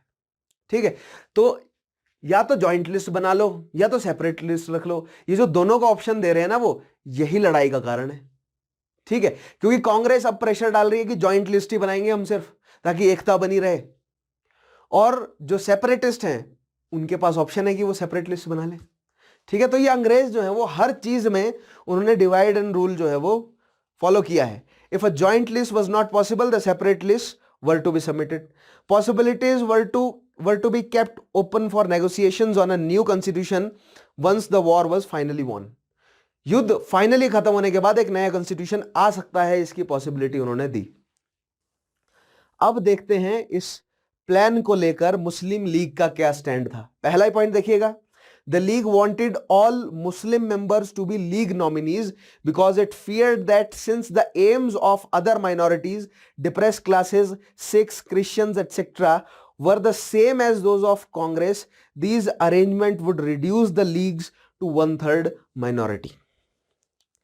देखिएगा, यहां पर मुस्लिम लीग ने क्या कहा कि आप जो हिंदुओं के बराबर मुस्लिम्स को रिप्रेजेंटेशन दे रहे हैं ना, ठीक है, तो जो मुस्लिम्स को, जो भी मुस्लिम एग्जीक्यूटिव काउंसिल में जुड़ेंगे ना, वो सारे मुस्लिम लीग से ही होने चाहिए। ऐसा क्यों? क्योंकि जो हिंदुओं के अलावा जो सिख हैं, जो ईसाई हैं, या अगर जब पारसी आता है कोई, ये जो अन्य जो माइनॉरिटीज है हिंदुओं के अलावा, इनके जो रिप्रेजेंटेशन होंगी ये कांग्रेस से ही आ जाएंगे, क्योंकि कांग्रेस जो है वो सबको रिप्रेजेंट कर रही है। राइट, कांग्रेस सबको रिप्रेजेंट कर रही है, तो ये सारे माइनॉरिटीज के जो बंदे हैं इंक्लूडिंग हिंदूज, ये सब कांग्रेस से आ जाएंगे। या कांग्रेस से अगर नहीं भी आते हैं तो ये सिमिलर माइंडसेट के लोग आएंगे, जिससे होगा ये कि मुस्लिम्स को बराबर, हिंदुओं के बराबर जो मिली है रिप्रेजेंटेशन, उसके बावजूद भी वो माइनॉरिटी में चले जाएंगे। तो इस साइड हिंदुओं के साथ सिख, ईसाई, पारसी सब जुड़ जाएंगे, ठीक है, और दूसरी साइड केवल मुस्लिम, तो ऑल अदर कम्युनिटीज वर्सेस मुस्लिम हो जाएगा। तो इसलिए मुस्लिम्स जो हैं वो भी बटे हुए नहीं होने चाहिए। क्यों? क्योंकि अगर आप मुस्लिम्स को भी हर जगह से करेंगे तो हो सकता है कि ये जो मुस्लिम्स हैं ये इनमें से कुछ कांग्रेस के आ जाएं, ये मुस्लिम जो हैं वो कुछ जो है वो कांग्रेस की सिंपैथी रखने वाले आ जाएं। तो जो मुस्लिम लीग का जो माइंडसेट रखने वाले जो मुस्लिम्स हैं वो और माइनॉरिटी में चले जाएंगे।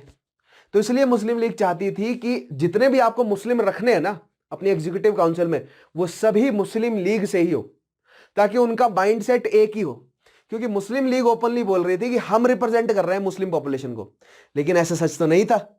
ठीक है, क्योंकि जो मुस्लिम लीग जो रिप्रेजेंट कर रही थी मुस्लिम पॉपुलेशन को, उनकी domination north west frontier, north west province या नॉर्थ वेस्ट के जो मुस्लिम डोमिनेटेड एरियाज हैं और नॉर्थ ईस्ट के जो मुस्लिम डोमिनेटेड एरियाज है वहां पर थी।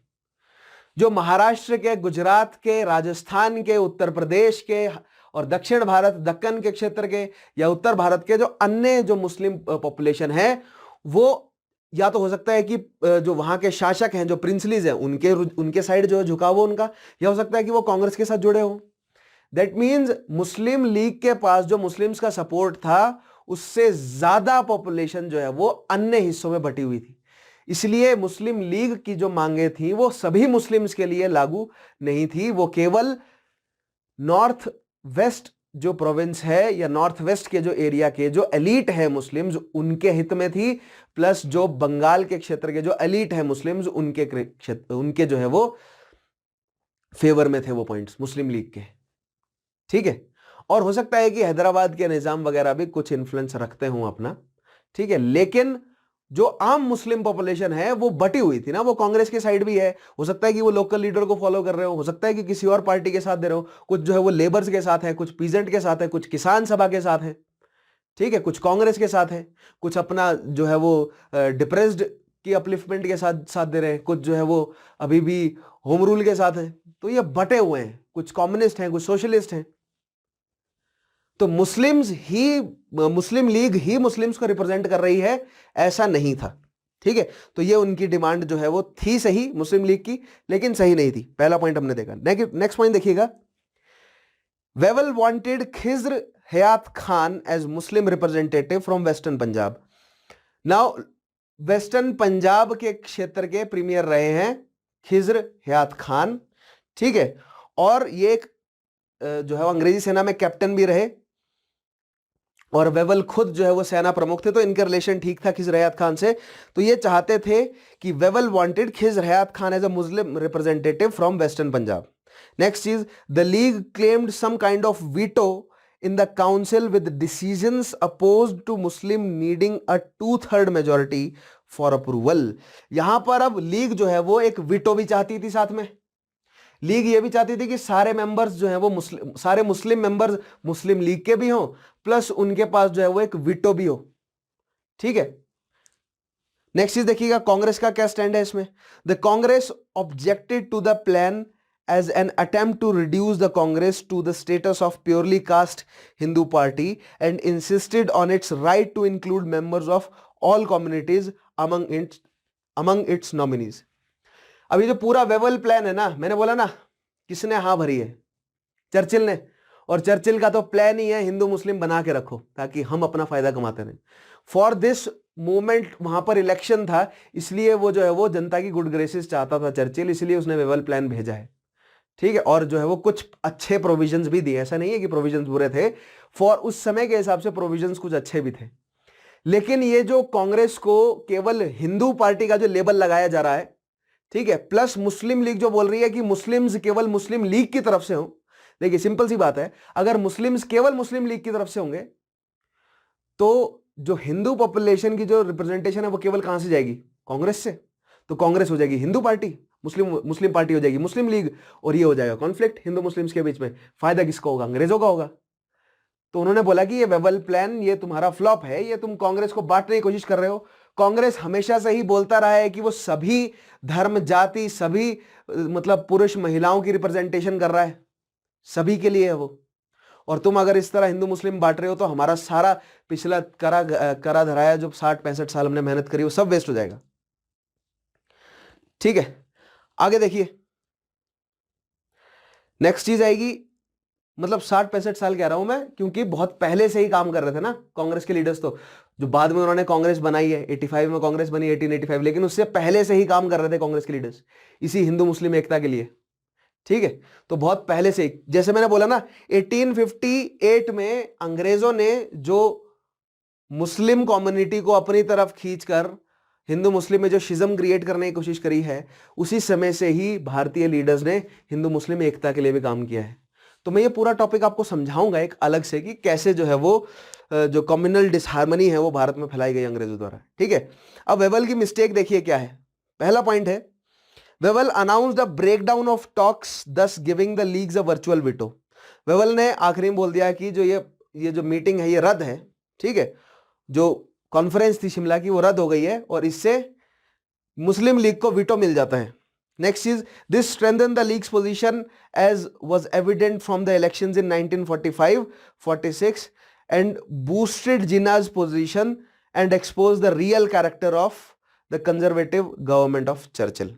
तो ये जो आखिरी का पॉइंट है ना, ये आपको तब समझ आएगा जब मैं जनरल इलेक्शन ऑफ 1945 आपको समझाऊंगा। अगला ही टॉपिक लेकर आऊंगा मैं, जनरल इलेक्शन ऑफ 1945, उसमें समझाऊंगा मैं आपको कि किस तरह जो है वो शिमला कॉन्फ्रेंस का फायदा जो है वो जिन्ना को पहुंचा इलेक्शंस में। ठीक है, तो वहां पर ही हमारा पॉइंट क्लियर हो जाएगा। आगे बढ़ते हैं, यहां पर हमारा आकर खत्म होता है वेवल प्लान। तो ये जो प्रोविजंस मैंने लिखे हैं ना, एनलिस्ट किए हैं, इन पर डायरेक्ट सवाल बनता है, इनको ध्यान से रिवाइज करना है आपको। नेक्स्ट देखते हैं the Indian National army and Subhash Bose के बारे में थोड़ा सा पढ़ना शुरू करते हैं। तो सबसे पहला पॉइंट देखते हैं सुभाष चंद्र बोस के बारे में। Subhash Chandra Bose was an intrepid man. He had always shown a militant streak and reacted violently to any insult of Indians by the Europeans. हमेशा से ही एक मिलिटेंसी वाली जो है वो उनकी, क्योंकि उनको मिलिट्री की ट्रेनिंग भी मिली थी। ठीक है, कुछ समय तक जब उन्होंने आईसीएस की ट्रेनिंग, क्योंकि उन्होंने आईसीएस क्लियर किया था, उसके बाद जब उनको ट्रेनिंग मिली तो थोड़ा उनके अंदर जो है वो मिलिट्री डिसिप्लिन वाली बात आ गई थी। तो तभी से ही वो हमेशा बहुत ज्यादा मिलिटेंट व्यवहार के थे, और जब भी भारतीयों को इंसल्ट किया गया है अंग्रेजों द्वारा, तो उन्होंने उसका जो है वो वॉयलेंस के साथ जवाब देने की कोशिश की है। ठीक है, नेक्स्ट पॉइंट देखिए। He passed the Indian Civil Services examination, securing 4th position, but resigned from the services in 1921 to join the struggle for freedom by becoming a member of Congress. Indian Civil Service ICS, जिसे presently हम IAS बोलते हैं, Indian administrative services बोलते हैं, इसकी शुरुआत अंग्रेजों ने ही की थी। तो ICS का एग्जामिनेशन क्लियर किया था उन्होंने, इनफैक्ट 4th रैंक सिक्योर करी थी, और उन्होंने जो इंटरव्यू में मार्क्स स्कोर करे थे वो काफी समय तक जो है उनका रिकॉर्ड टूटा नहीं था, इतने मार्क्स उन्होंने स्कोर करे थे इंटरव्यू में। ठीक है, क्योंकि बहुत सारी भाषाओं में फ्लुएंट थे, और अंग्रेजों ने जो उनसे सवाल पूछे इंटरव्यू के दौरान, उन्होंने उन्हीं की भाषाओं में जवाब दिया।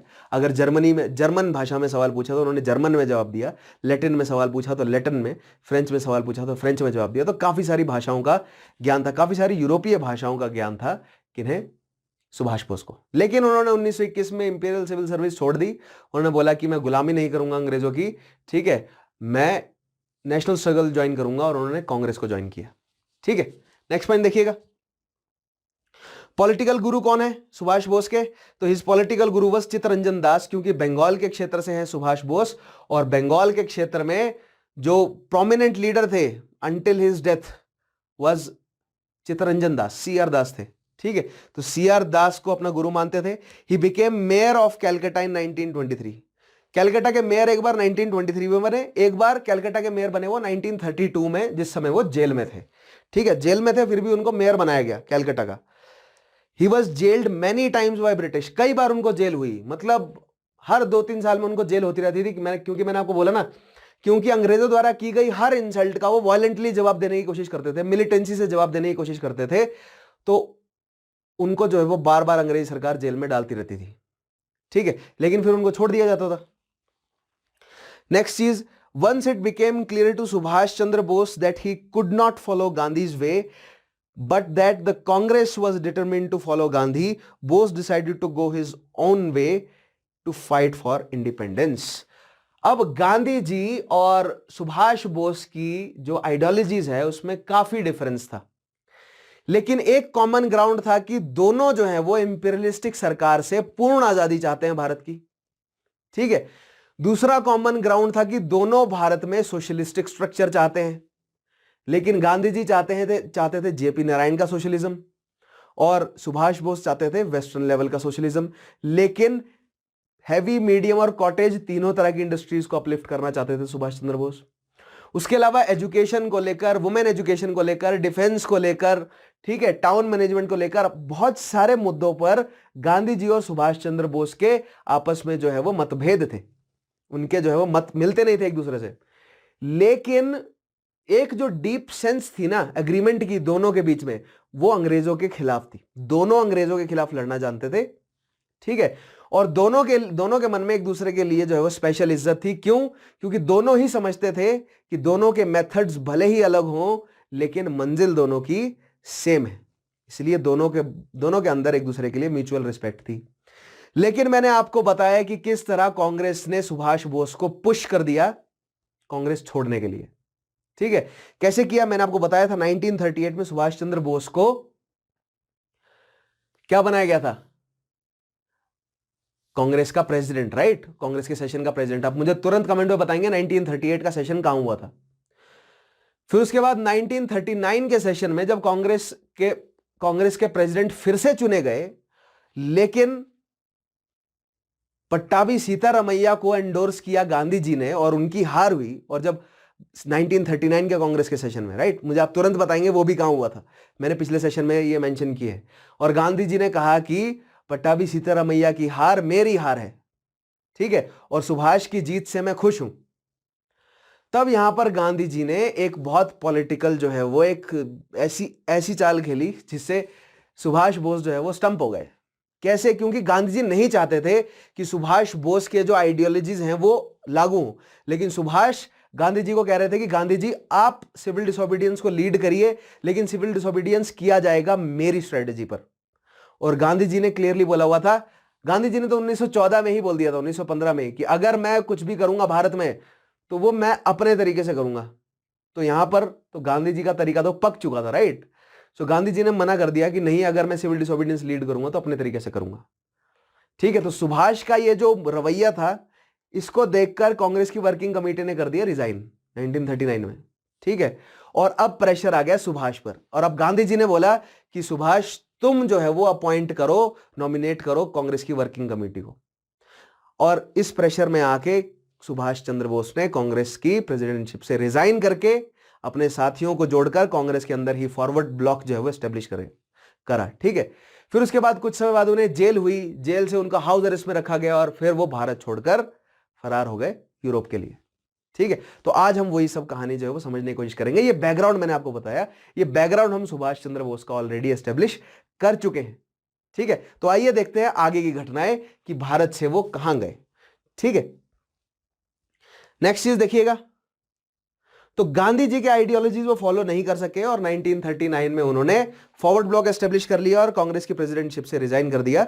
और फिर उसके बाद बंगाल में ऐसा क्या हुआ जो उनको अरेस्ट किया गया और फिर वो भारत से फरार होकर यूरोप चले गए, ठीक है। नेक्स्ट पॉइंट देखिएगा, in March 1940 Bose convened an anti compromise conference at Ramgarh. It was a joint effort of Forward block and Kisan Sabha. 1940 का रामगढ़ का कांग्रेस का सेशन, उसमें एंटी कॉम्प्रोमाइज कॉन्फ्रेंस जो है वो सुभाष बोस ने फॉरवर्ड ब्लॉक और किसान सभा के साथ मिलकर करी। Next point, it was resolved at the conference that a world wide struggle should be launched on April 6, the first day of the national week. जो देसी साल होता है हमारा, उसका पहला दिन होता है 6 अप्रैल को, ठीक है। ऐसा पक्का नहीं है लेकिन उस साल 6 अप्रैल को पड़ रहा था। The first day of national week with a call to the people not to help the imperialist war with any resource, men, money और material, ठीक है। तो ये जो ऑल एंटी कॉम्प्रोमाइज कॉन्फ्रेंस जो की गई है रामगढ़ में कांग्रेस के, क्योंकि कांग्रेस का सेशन जो है वो रामगढ़ में हुआ था उस साल 1940 में। मुझे आप तुरंत कमेंट में बताएंगे कांग्रेस के रामगढ़ के सेशन का जो प्रेसिडेंट है वो किसे चूज किया गया था, ठीक है। अगर आपने पिछले सेशंस फॉलो किए हैं तो आप मुझे वो कमेंट में जरूर बता सकेंगे, ठीक है। आगे देखिए, नेक्स्ट पॉइंट आता है, it was joint effort of the Forward block and Kisan Sabha. It was resolved at the conference that a world wide struggle, बहुत इंपॉर्टेंट है, क्या होगा, एक वर्ल्ड वाइड स्ट्रगल होगा, should be launched on April 6, the first day of national week with a call to people not to help the imperialist war, ठीक है। यानी कि ये जो युद्ध चल रहा है इसके खिलाफ आवाज उठाना है, एक वर्ल्ड वाइड स्ट्रगल के रूप में, ठीक है। He called for resistance to be offered to all forms of exploitation of Indian resources for the imperial cause. There was enthusiastic participation by people in the struggle launched on 6 April. Bose was arrested in July when he protested and tried to launch a satyagraha against a proposed monument for Holwell in Calcutta. ठीक है, जुलाई में arrest हुए, same year 40 में जुलाई में arrest हुए। क्यों हुए? क्योंकि हॉलवेल के नाम पर एक मॉन्यूमेंट बनाया जा रहा था, कहां पर? कैलकाटा में। अब हॉलवेल अगर आपको पिछला सेशन मेरा याद हो तो वो एक क्या है, अंग्रेजी ईस्ट इंडिया कंपनी के समय में एक डॉक्टर है। आप मुझे बताएंगे हॉलवेल ने किस मुगल शासक की मदद करी थी, किस मुगल शासक का इलाज किया था, और वो वैसे मैं आगे आने वाले सेशन में बताऊंगा, लेकिन अगर आप जानते हैं तो उस पॉइंट को जरूर आप मेंशन करेंगे, ठीक है। If I am not wrong तो एक मुगल शासक ही था जिसकी मदद करी थी हॉलवेल ने, ठीक है। आगे देखिए, ही वॉज रिलीज्ड, अब जेल में रखा गया जुलाई में, लेकिन उसके बाद रिलीज कर दिया गया, हंगर स्ट्राइक करी जब उन्होंने। He was release from prison and placed under house arrest in December 1940 after a hunger strike. Hunger strike करी उन्होंने, भूख हड़ताल किया, सत्याग्रह किया, और उनको जेल से निकालकर घर पर नजरबंद किया गया और वहां से वो हो गए फरार, ठीक है। इन जनवरी 1941 it was reported that Bose had escaped, Bose जो है वो वहां से फरार हो गए, क्योंकि जेल से फरार होना मुश्किल था, इसलिए उन्होंने हंगर स्ट्राइक करी, जेल से उनको बाहर निकाला गया और फिर वहां से वो फरार हो गए, ठीक है। On January 26, 1941 he reached Peshawar under the pseudo name Ziauddin held by Bhagat Ram. बहुत इंपॉर्टेंट है, जनवरी 26, 1941 सबसे पहले वो कहां पहुंचे? पेशावर, ठीक है। पेशावर पहुंचे वो किस नाम के साथ? जियाउद्दीन नाम के साथ। अब देखिए, भेष बदलकर बाहर निकलना जरूरी था, अगर वो हर जगह नाम बताएंगे सुभाष चंद्र हैं, ठीक है, तो जहां जहां पर भी कस्टमरी है अंग्रेजों की, उनको अरेस्ट कर लिया जाएगा, इसलिए नाम बदलकर वो गए, ठीक है। तो नाम बताया उन्होंने क्या? जियाउद्दीन। आगे देखते हैं पेशावर के रास्ते कहां गए वो। अब हम समझने की कोशिश करते हैं, ठीक है, आगे की घटनाओं को। Later, it was heard that he had left India to supplement from outside the struggle going on at home. ठीक है, भारत से वो निकल गए बाहर, क्यों? ताकि ग्लोबल लेवल से शक्ति जो है वो इकट्ठा कर सके, ग्लोबल लेवल पर रिलेशन एस्टेब्लिश कर सकें, और जो बड़ी शक्तियां हैं, अन्य जो ग्लोबल बड़ी शक्तियां, उनकी मदद ला सकें भारत के नेशनल मूवमेंट पर, ठीक है। तो भारत से बाहर निकले। He was reported to have approached Russia, सबसे पहला जो है वो रिपोर्ट आई कि उन्होंने रशिया को अप्रोच किया है for the help in the Indian struggle for freedom from Britain. अब रशिया से मदद मांगी उन्होंने। अब रशिया से क्यों मदद मांगी? क्योंकि वो एक सोशलिस्टिक लीडर है और रशिया में सोशलिज्म कम्युनिज्म वाली सरकार है, इसलिए उन्होंने रशिया से मदद मांगी। लेकिन जब जर्मनी ने रशिया पर अटैक कर दिया तो भारतीय कम्युनिस्ट ने अंग्रेजों का साथ देना शुरू कर दिया, और जब जर्मनी ने रशिया पर अटैक कर दिया तो रशिया जो है वो उसने अलाइड फोर्सेस से हाथ मिला लिया। तो चर्चिल, एक साइड चर्चिल और दूसरी साइड स्टालिन, दोनों ने एक दूसरे से हाथ मिला लिया। वैसे हाथ तो नहीं मिलाया, Churchill was also always dubious of Stalin, but लेकिन अलाइड फोर्सेस तो है वो, तो रशिया भारतीयों का साथ नहीं दे सकता। तो यहां पर कंडीशन बन गई अब सुभाष बोस के पास कि अब वो जर्मनी से मदद मांगे, तो इसके बाद अब वो जर्मनी आए, ठीक है। But in June 1941 Russia joined the allies in the war which disappointed Bose. He then went to Germany, उसके बाद सुभाष बोस जर्मनी गए। Bose met Hitler under the pseudonym of Orlando Mazzotta. याद रखेंगे, हिटलर से वो मिले ऑर्लैंडो मजोटा नाम से, ठीक है। नेक्स्ट पॉइंट देखिएगा, with the help of Hitler the freedom army या मुक्ति सेना was formed which consisted of all the prisoners of war of Indian origin captured by Germany and Italy.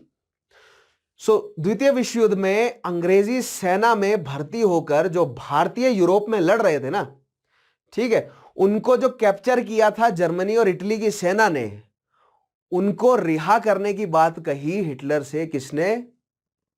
Orlando मजोटा यानी कि सुभाष बोस ने। और जर्मनी ने उनकी यह बात मान ली कि कोई बात नहीं, तुम एक जो है वो मुक्ति सेना बनाओ और अपने भारतीयों को ही मिला, अपने भारतीयों को जोड़कर जो है वो मुक्ति सेना बनाओ, हम तुम्हारे साथ हैं, जब तक तुम अंग्रेजों के खिलाफ हो हम तुम्हारे साथ हैं, ठीक है। तो यहां पर जर्मनी में ही इस मुक्ति सेना यानी फ्रीडम आर्मी का बेस बनाया गया, और जो सैनिक थे वो थे प्रिजनर्स ऑफ वॉर। किसके प्रिजनर्स थे वो? जर्मनी और इटली के, ठीक है। ड्रेसडन जर्मनी में एक शहर है, Dresden Germany was made the office of the freedom army. तो फ्रीडम आर्मी का ऑफिस कहां था? तो आपके पास ध्यान होना चाहिए point, Dresden Germany.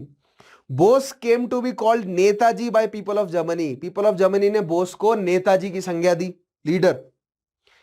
He gave the famous slogan Jai Hind from free India centre, ठीक है। जर्मनी का जो फ्री इंडिया सेंटर था या जो फ्रीडम आर्मी का ये जो हेडक्वार्टर था ड्रेसडन में, वहां से उन्होंने जय हिंद का नारा दिया, क्योंकि वहां से वो लगभग हर रोज रेडियो के माध्यम से वहां की यूरोप की भारतीय जनता को संबोधित करते थे, ठीक है।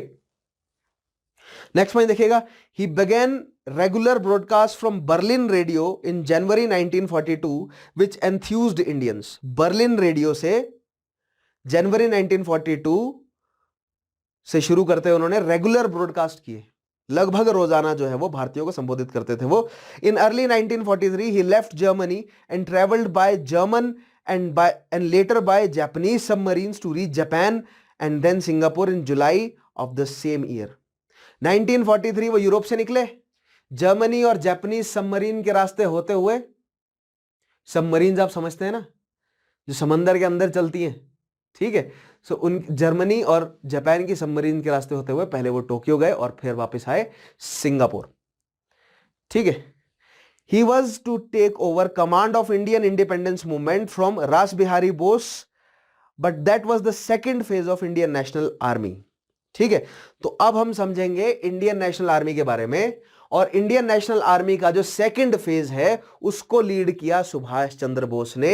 इंडियन नेशनल आर्मी का जो फर्स्ट फेज है उसको लीड किया, आइए देखते हैं किन लीडर्स ने, ठीक है. और रास बिहारी बोस को वापस इंट्रोड्यूस करेंगे, जो कि हमारी कहानी से चले गए थे 1915 में, जब जो उनका जर्मन प्लॉट था वो फेल हुआ और उसके बाद जो बागा जतिन है उनको गोली लगी. उनके साथ ही थे रास बिहारी बोस और वो भारत से भागकर कहां चले गए थे, जापान. और तब से वो जापान में ही है 1915 के बाद.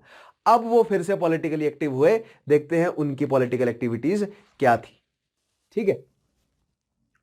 तो आइए देखते हैं अब origin and first phase of Indian National army. Origin और पहला फेज देखेंगे इंडियन नेशनल आर्मी का. दूसरा फेज जो है वो सुभाष चंद्र बोस के साथ जुड़ा है और दूसरा फेज जो है वो डिक्लाइन हुआ, फिर आईएनए का ट्रायल्स हुआ. तो आईएनए ट्रायल्स वाला टॉपिक जो है वो अगला ही आने वाला है. नेक्स्ट टॉपिक में आईएनए ट्रायल्स कराऊंगा आपको मैं, ठीक है. अभी हम केवल the rise and fall of Indian National army पढ़ लेते हैं, ठीक है. इसी टॉपिक को आप क्या बोल सकते हैं, the rise and fall of Indian National army. हमने सुभाष चंद्र बोस के बारे में कुछ इंपॉर्टेंट पॉइंट जो है वो एस्टेब्लिश कर लिए. अब हम इंडियन नेशनल आर्मी देखते हैं और उसमें जो सेकंड फेज होगा उसमें हम सुभाष चंद्र बोस को रीइंट्रोड्यूस कर देंगे, ठीक है. लेकिन उससे पहले इंडियन नेशनल आर्मी कैसे एस्टेब्लिश हुई, आइए सबसे पहले इसे देख लेते हैं, ठीक है. तो सबसे ही पहला पॉइंट देखिएगा, the idea of creating an army out of the Indian prisoners of war was originally that of Mohan Singh, an Indian army officer who had decided not to join the retreating British army in Malaya. He decided to turn to the Japanese for help. अब यहां पर आपको समझना है, जो मैंने आपको पिछले ही टॉपिक में बताया था कि 1940 के बाद से ही जापान धीरे धीरे साउथ ईस्ट एशिया में एक्सटेंड कर रहा था और 1942 के आते आते सिंगापुर अंग्रेजों के हाथ से गया, मलाया अंग्रेजों के हाथ से गया और बर्मा भी अंग्रेजों के हाथ से चला गया, जो साउथ ईस्ट एशिया के इंपॉर्टेंट अंग्रेजों की स्ट्रॉन्ग होल्ड्स हैं, ठीक है. तो अंग्रेजी जो अफसर हैं वो अपना बोरिया बिस्तरा बटोर कर भारत आ गए और कुछ चले गए यूरोप, जहां जहां जिसको अपॉइंट किया गया फिर से, ठीक है. तो उनमें से मोहन सिंह नाम के एक अंग्रेजी सेना में भारतीय अफसर थे, उन्होंने वापस जाने से मना कर दिया. वो गए जापानियों के पास, उन्होंने कहा कि देखो भैया, तुम्हारा दुश्मन अंग्रेज, हमारे भी दुश्मन अंग्रेज, लेकिन ये जो भारतीय है ना, जो आपने अंग्रेजों की सेना जो कैप्चर कर रखी है, ये भारतीय हैं, ये आपके दुश्मन नहीं है, ये भी अंग्रेजों के दुश्मन है. अगर मैं इनको ऑर्गेनाइज कर दूं ना एक सेना में, ठीक है, तो मैं अंग्रेजों के खिलाफ लड़ना चाहता हूं. इनसे तुम्हारी कोई दुश्मनी नहीं, तुम्हारी अंग्रेजों से दुश्मनी है. ये तो बेचारे गरीब पीजेंट, ये तो बेचारे किसानों के बच्चे हैं, इन्होंने क्या किया है, ठीक है.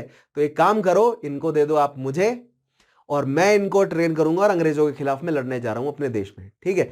जापानियों ने बोला कि हाँ हाँ बिल्कुल करो, क्यों नहीं करोगे, ठीक है. क्योंकि यहां पर जापानियों का फायदा क्या था, क्योंकि उन्होंने भी प्लान कर ही रखा था कि हमें इंडिया में इन्वेड करना ही है, ठीक है. और अगर भारत में इन्वेड करेंगे और भारत में पहले अंग्रेजों को हटाना है भारत से, तो क्यों ना भारतीयों का इस्तेमाल किया जाए पहले अंग्रेजों को हटाने का, और फिर हम पीछे से आएंगे और भारतीयों को कंट्रोल में कर लेंगे, क्योंकि हमारे पास सुपीरियर मिलिट्री फोर्स है. विश्व युद्ध में चल रहा है, हमारी तो अभी पैठ ही बहुत ज्यादा है, ठीक है. पूरा चाइना का जितना भी मेनलैंड है, ठीक है, जितने भी इंपॉर्टेंट शहर है साउथ ईस्ट एशिया, सब हमारे कंट्रोल में. ये पूरा का पूरा ट्रेड हमारे कंट्रोल में. उधर से जर्मनी हावी हो रखा है यूरोप में. तो अभी जापान में पूरा कॉन्फिडेंस था, ठीक है. तो जापान का ये कॉन्फिडेंस और भारतीयों की दुर्दशा मिलकर जो इंडियन नेशनल आर्मी बनी है, आइए समझते हैं. भारतीयों की दुर्दशा क्यों, क्योंकि प्रिजनर ऑफ वॉर हैं, राइट. युद्ध के जो है वो गुलाम हैं, युद्ध के दौरान जो ऐसे सैनिक जिनको मारा नहीं गया, क्योंकि this is a war crime. ठीक है, ये एक वॉर क्राइम है कि अगर कोई सैनिक जो है वो सरेंडर करता है तो आप उसको मार नहीं सकते, आपको उसे प्रिजनर रखना पड़ेगा। ठीक है, अगर आप मार देते हैं तो आप एक वॉर क्राइम कमिट कर रहे हैं। ठीक है, तो जब विश्व युद्ध पढ़ाऊंगा तब वॉर क्राइम्स के बारे में भी बात करेंगे, क्या होते हैं वॉर क्राइम्स, कब उसके प्रोविजंस बने, कहां कहां पर उल्लंघन हुआ, उन सारी चीजों को समझेंगे। ठीक है, तो पहला पॉइंट हम समझ गए, मोहन सिंह मलाया से वापस नहीं आए। ठीक है, अंग्रेज चले गए और मोहन सिंह गए जापानियों के पास और मदद मांगने की, ये जो भारतीय सैनिक तुमने पकड़े हुए हैं इनको मुझे दो, मैं इनको ऑर्गेनाइज करके एक भारतीय सेना बनाऊंगा जिसका नाम रखूंगा मैं इंडियन नेशनल आर्मी। ठीक है, आईएनए। सो आईएनए का जो आइडिया है वो ओरिजिनली किसका था, मोहन सिंह का था। आज हमें क्लियर हो गया कैसे। ठीक है, नेक्स्ट पॉइंट देखिएगा, the Japanese had till then encouraged Indian civilians to form anti British organisation. अब वो जो प्रिजनर्स रखे हुए थे ना उन्होंने भारतीय और प्लस जो भारतीय जनता थी साउथ ईस्ट एशिया में, उसको जापानीज जो सेना है उसने जो है वो पंप दे रखा था, मोटिवेट कर रहे थे कि तुम अंग्रेजों के खिलाफ लड़ो जाकर, क्योंकि जापान की क्लियर सोच थी कि भारतीय जो है वो अंग्रेजों से लड़ेंगे, अंग्रेजों को वो भगा देंगे और फिर भारतीयों को हम कंट्रोल करेंगे, क्योंकि केओस का माहौल है, हम डिसिप्लिन्ड है, हम तुरंत जो है वो भारतीयों को कंट्रोल में कर लेंगे और इंडिया हमारी डोमिनियन बन जाएगा। ठीक है, इतना जो है वो लंबा सोच के चल रहे थे जापानी। नेक्स्ट पॉइंट देखिएगा, Mohan Singh ask for Indian prisoners of war, the Japanese handed over the Indian prisoners of war to Mohan Singh, who tried to recruit them into Indian National Army. After the fall of Singapore, several prisoner of wars were ready to join Mohan Singh. By the end of 1942, 40,000 men were ready to join the INA. ठीक है, Singapore भी गिर गया, उसके बाद लगभग 40,000 लोग जुड़ना चाहते थे INA में। नेक्स्ट चीज देखिएगा, it was intended that INA would go into action only on the invitation of Indian National Congress and the people of India. यानी INA भारत में तभी अटैक करेगा जब इंडियन नेशनल कांग्रेस इनवाइट करेगी। That means Indian National Congress India में जो है वो पॉलिटिकल काम कर रही है। जब इंडियन नेशनल कांग्रेस को ऐसा लगेगा कि अब हमें मिलिटेंसी का यूज करने की जरूरत है, तो बैकअप में INA वहां पर तैयार बैठी है। तो INA जो है वो भारत के कांग्रेसी नेताओं से भी कॉरेस्पॉन्ड कर रहे हैं कि देखो हमने जो है वो इस तरह सेना बना ली है और आप बस हुक्म दो, हम कभी भी आ जाएंगे सेना को लेकर और अंग्रेजों को यहां से उखाड़ कर फेंक देंगे। ठीक है, so this was the plan to move to from this army has been seen by many as a check against the misconduct of Japanese against the Indians in Southeast Asia and as a bulwark against a possible future Japanese occupation of India. ये जो Indian National army बन रही थी ना, जो भारतीय leaders हैं, और भारतीय लीडर्स ने इसको इस तरह भी देखा कि ये जो इंडियन नेशनल आर्मी है ना, ये जापान से लड़ने के काम भी आएगी हमारे, ये अंग्रेजों से लड़ने के भी काम आएगी। क्यों? क्योंकि जापानी इतने भले तो है नहीं कि वो हमारी फ्री में मदद कर रहे हैं, वो चाहते हैं भारत पर कब्जा करना। ठीक है, उनकी ऐसी मंशा हो सकती है, क्लैरिटी तो नहीं है क्योंकि ऑफिशियली तो अनाउंस नहीं किया है, लेकिन उनकी ऐसी मंशा हो सकती है क्योंकि वो भारत पर अपना कंट्रोल लाएं, तो जो इंडियन नेशनल आर्मी है वो हमारी डिफेंस की लाइन बन सकती है ईस्टर्न रीजन में। ठीक है, नेक्स्ट पॉइंट देखिएगा। नेक्स्ट पॉइंट आता है, the INA got a boost with the outbreak of quit India movement in India. Bharat में क्विट इंडिया मूवमेंट हुआ, INA जो है वो और उत्साह मिला उसे। In September 1942, the first division of INA was formed with 16,300 men. अगस्त में क्विट इंडिया शुरू हुआ, सितंबर में ही INA की पहली जो है वो क्या बनी, डिवीजन बनी, जिसमें 16,300 आदमी जुड़े। अब यहां पर जापानियों को यह बात बढ़िया नहीं लगी, क्योंकि जापानी चाहते थे भारतीयों का केवल वो इस्तेमाल करें इंडिया में एंटर होने के लिए। ठीक है, एक बार भारत में वो जापानी एंटर कर गए, उसके बाद तो आगे वो खुद घेर लेंगे अंग्रेजों को, क्योंकि अंग्रेज जो है वो इस समय कमजोर हैं भारत में और जापानी बहुत ज्यादा शक्तिशाली हैं साउथ ईस्ट एशिया में। तो उनको क्लियर था कि एक बार हमें इंडिया में एंट्री चाहिए, उसके बाद तो हम अंग्रेजों को हैंडल कर लेंगे। ठीक है, इसलिए वो केवल एक टोकन फोर्स चाहते थे 2,000 लोगों की। ठीक है, but soon serious, next point देखिएगा, with the Japanese contemplating an Indian invasion, the idea of an armed wing of INA seemed more relevant to them, but soon serious differences emerged between the Indian army officers led by Mohan Singh and the Japanese over the role to be played by INA. अब जापानी जो हैं वो INA को चाहते थे एक मोहरा बनाकर यूज करना, और जो मोहन सिंह है वो चाहते थे कि INA एक पूरी जो है वो फुल फ्लेज्ड आर्मी की तरह जाए और हम हीरो की तरह जाएंगे और अंग्रेजों को जो है वो भारत से मार पीट के भगा देंगे। जापानीज के जो है वो एजेंडा अलग थे। वो चाहते थे कि केवल 2000 भारतीय सैनिकों की एक फौज बनाए ताकि भारत में एक फॉर्मल एंट्री मिल जाए जापानीज आर्मी को। एक बार जापानीज आर्मी भारत में आ गई फिर उसके बाद वो अपने हिसाब से कंट्रोल कर लेंगे सब कुछ। ठीक है, so this was the conflict of interest between Japanese generals and Mohan Singh. ठीक है, इस चीज को देखिए यहां पर पॉइंट में लिखा है, actually the Japanese wanted a token force of 2000 only while Mohan Singh wanted to raise a much larger army of 20,000। Mohan Singh चाहते थे कि 20,000 के लगभग की सेना बने। Mohan Singh was taken into custody by the Japanese. Mohan Singh को अरेस्ट कर लिया गया। ठीक है, ये है आपका INA का फर्स्ट फेज। अब देखते हैं इंडियन नेशनल आर्मी का सेकंड फेज क्या बोलता है, आइए देखें। सो सेकंड फेज में पहला पॉइंट देखिएगा, the second phase begin with the arrival of Subhash Bose in Singapore. Second phase कब शुरू हुआ, जब सुभाष बोस जो है वो सिंगापुर आए। But before that in June 1943 Subhash Chandra Bose under pseudo name of Abid Hussain reached Tokyo, met the Japanese prime minister Tojo. तो मैंने आपको बोला ना, यूरोप से जर्मन सबमरीन और फिर जापानीज सबमरीन से राइड करते हुए जापान गए और वहां पर जापानीज प्राइम मिनिस्टर टोजो से मिले वो, और उन्होंने टोजो से क्लियर किया कि आप भारत में इन्वेड करना चाहते हैं या नहीं, हमें आपका साथ है या नहीं। अगर आप भारत में इन्वेड करना चाहते हैं तो मैं कुछ और प्लान बनाऊं।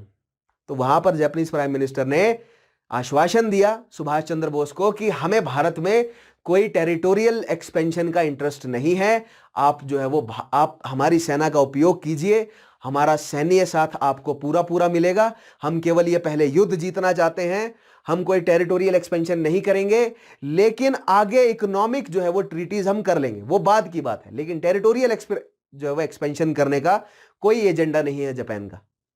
ठीक है, सो ये बात हुई उनकी टोजो से। द रोल ऑफ रास बिहारी बोस अब हमें यहां समझना है। 1915 में जापान गए थे रास बिहारी बोस, और तब से जापान में ही है। सबसे पहले उन्होंने जापानीज जो है वो लोगों की तरह वहां रहे, केवल एक जापानीज सिटीजन के तौर पे। फिर धीरे धीरे उन्होंने अपनी पॉलिटिकल एक्टिविटीज बढ़ानी शुरू कर दी। धीरे धीरे उन्होंने जापानीज को मनाना शुरू कर दिया भारतीय नेशनलिज्म की तरफ, और विश्व युद्ध के दौरान तो उनको फ्यूल मिल गया पूरा प्रॉपर। उन्होंने जापानीज का सपोर्ट जो है वो बड़े माध्यम में इकट्ठा करा। ठीक है, बड़े लेवल पर इकट्ठा किया जापानीज का सपोर्ट। क्यों? क्योंकि Japanese were in the direct conflict with Britain, और इस चीज का फायदा उठाकर जो इंडियन नेशनलिज्म है उसका साथ देने के लिए मनवा लिया किसे? जापान को। किसने? रास बिहारी बोस ने। सो द रोल ऑफ रास Behari Bose, another great freedom fighter, should also be acknowledged here. He had fled to Japan in 1915 following the failed revolutionary activities. ठीक है, मैंने आपको बताया ना, हमने पढ़ा है वो द ग्रेट जर्मन प्लॉट, उसके फेल हो जाने के बाद रास बिहारी बोस 1915 में जापान आ गए थे। In Japan, Rash Bihari Bose eventually became a naturalized citizen. He made a lot of effort in getting the Japanese interest in the Indian independence movement या struggle. He became active in Pan-Asia circles, founded the Indian Club of Tokyo, and gave lectures on evils of Western imperialism. तो बहुत important है, who founded the Indian Club of Tokyo? So you have the answer now. Rash Bihari Bose founded the Indian Club of Tokyo. आगे बढ़ते हैं, next देखते हैं। Very early itself he was impressed by Subhash Chandra Bose.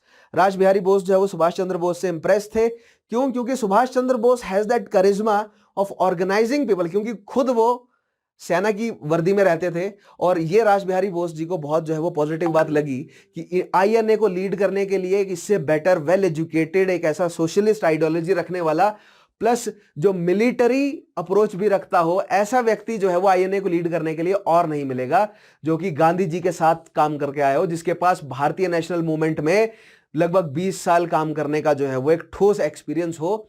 यही जो है वो क्या बोलते हैं, इसी क्वालिटीज वाला व्यक्ति जो है वो INA को लीड करने के लिए चाहिए था। ठीक है। When the Indian National Army was formed by Mohan Singh in Singapore, Rash Behari Bose was greatly excited and left Tokyo for South East Asia. Excited and left Tokyo for South East Asia. It was at a conference in Bangkok, ये बहुत important point है, ठीक है। It was at a conference in Bangkok under Japanese occupation at that time that it was decided to place the INA under an Indian Independence League whose chairman would be Rash Bihari Bose himself. तो Bangkok की conference में INA को Indian independence league के under लाया गया, जिसके chairman कौन बने? खुद रास बिहारी बोस। तो INA किसके अंडर है? इंडियन इंडिपेंडेंस लीग के अंडर है, जिसके चेयरमैन है रास Behari Bose. He had created the league in 1942 in Tokyo. ये इंडियन इंडिपेंडेंस लीग जो है वो टोक्यो में बनाई गई, किसके द्वारा? रास बिहारी बोस द्वारा। तो ये डायरेक्ट फैक्ट्स चले जा रहे हैं, इनको नोट कर लो, ये बहुत जरूरी है, सीधा सीधा सवाल पूछा जाता है पेपर में ये, ठीक है। When Subhash Bose was sought by the Japanese to lead the INA, he was ready for it. He went to Singapore and met Rash Bihari Bose, and the later happily transferred the control and leadership of Indian Independence League and the INA to Subhash in July 1943. टोजो से मिलने के बाद INA को lead करने की permission जो मिल गई है जापान से, और जो खुला हाथ मिल गया है जापान से कि जापान जो है वो भारत पर आक्रमण नहीं करेगा, ठीक है। सिंगापुर आए कौन? सुभाष बोस, और उन्होंने रास बिहारी बोस से मिलकर तुरंत जो है वो रास बिहारी बोस ने इंडियन नेशनल लीग और INA की कमांड जो है वो दे दी किसके हाथ में? सुभाष बोस, क्योंकि सुभाष बोस जो है वो ज्यादा काबिल थे उनसे, प्लस तबीयत जो है वो खराब थी रास बिहारी बोस की, क्योंकि उसी के बाद कुछ समय बाद जो है वो रास बिहारी बोस की मृत्यु भी हो गई, ठीक है। तो यहां पर जो है वो जुलाई 1943 में चार्ज संभाला है INA का किसने? सुभाष चंद्र बोस ने। हमें ध्यान रखनी है ये बात, ठीक है। आगे बढ़ते हैं। It must be noted that it was on the organisational spade work done by Rash Bihari Bose that Subhash Bose could build up Indian National Army, ठीक है। हमें यहां पर रास बिहारी बोस का काम जो ध्यान रखना है वो ये है कि जो ऑर्गेनाइजेशन को इकट्ठा करना, जोड़ कर रखना, वो सब काम जो है वो रास बिहारी बोस ऑलरेडी प्रिपेयर, यानी कि बैकग्राउंड INA का रास बिहारी बोस ने प्रिपेयर करके रखा हुआ था, उसको मैनेज करने का काम जो है वो किसने किया? फिर फर्दर 1943 के बाद सुभाष चंद्र बोस ने। नेक्स्ट चीज देखिएगा, Subhash Bose became supreme commander of INA on August 25। बहुत इंपॉर्टेंट है, INA के सुप्रीम कमांडर बने वो अगस्त 25, 1943। In 1944, in February 1944, after a collapse of lungs, Rash Behari's health steadily deteriorated and he died on 21 जनवरी 1945 एज्ड 58। तो रास बिहारी बोस की मृत्यु हो गई, ठीक है, 1945 में। नेक्स्ट पॉइंट देखिएगा, और सुभाष चंद्र बोस कब बने? अगस्त, देख लीजिएगा, अगस्त 25 में। नेक्स्ट पॉइंट देखिएगा, on October 21, 1943 Subhash Bose formed the provisional government for free India at Singapore with HC Chatterjee at finance portfolio, MA IR at broadcasting, Lakshmi Swaminathan या Sahgal at women department and etcetera, ठीक है। So provisional government for free India. और अगर कोई राष्ट्र अपने आप को राष्ट्र घोषित करता है या प्रोविजनल गवर्नमेंट बनाता है, तो उसको रिप्रेजेंटेशन, उसको जो है वो रिप्रेजेंट, या उसको जो है वो मान्यता दी जाती है अन्य राष्ट्रों द्वारा, ठीक है। तो ये जो प्रोविजनल गवर्नमेंट सुभाष चंद्र बोस ने डिक्लेयर करी सिंगापुर से, इसको जो मान्यता जो है वो दी, वो किसने दी? वो एक्सिस फोर्सेस ने दी, यानी जापान, जर्मनी और इटली, इस जैसे जो अन्य जो राष्ट्र हैं जो विश्व युद्ध में उलझे हुए थे, इन्होंने सिंगापुर में जो एस्टेब्लिश हुई है गवर्नमेंट, उसको एक गवर्नमेंट के तौर पर माना, ठीक है। तो ये जो रिप्रेजेंटेशन होता है किसी भी देश का और एक्सेप्टेंस होती है बाकी देशों द्वारा, उस ज्योग्राफिकल या पॉलिटिकल एरिया को एक राष्ट्र के रूप में एक्सेप्ट किया जाता है, ये सभी देशों द्वारा किया जाता है, ठीक है। तो वर्ल्ड हिस्ट्री में समझाऊंगा कि कहां कहां पर इसके एग्जांपल्स हमें देखने को मिलते हैं, लेकिन यहां पर provisional government for free India 21 अक्टूबर 1943, कहां पर? सिंगापुर में। बहुत इंपॉर्टेंट पॉइंट है, डायरेक्ट सवाल है, ध्यान रखना है हमें। और फाइनेंस किसने संभाला है? HC चटर्जी, MA IR और लक्ष्मी स्वामीनाथन और बाद में सहगल, इन व्यक्तियों का हमें नाम ध्यान रखना है। ठीक है, लक्ष्मी स्वामीनाथन या लक्ष्मी सहगल का नाम आप ध्यान रखिएगा। ये जो सुभाष चंद्र बोस की जो वुमेन विंग थी ना, उनकी सेना की, उसका नाम आगे बताऊंगा मैं, ठीक है, उनकी लीडर भी रही हैं। ठीक है, the famous slogan give me blood and I will give you freedom, तुम मुझे खून दो और मैं तुम्हें आजादी दूंगा, was given in Malaya, Malaya में दिया गया ये famous slogan. This provisional government declared war on Britain and the United states. अब याद रखिएगा किस पर युद्ध जो है वो डिक्लेयर किया इस प्रोविजनल गवर्नमेंट ने, ब्रिटेन और यूनाइटेड स्टेट्स पर, and was recognised by axis powers.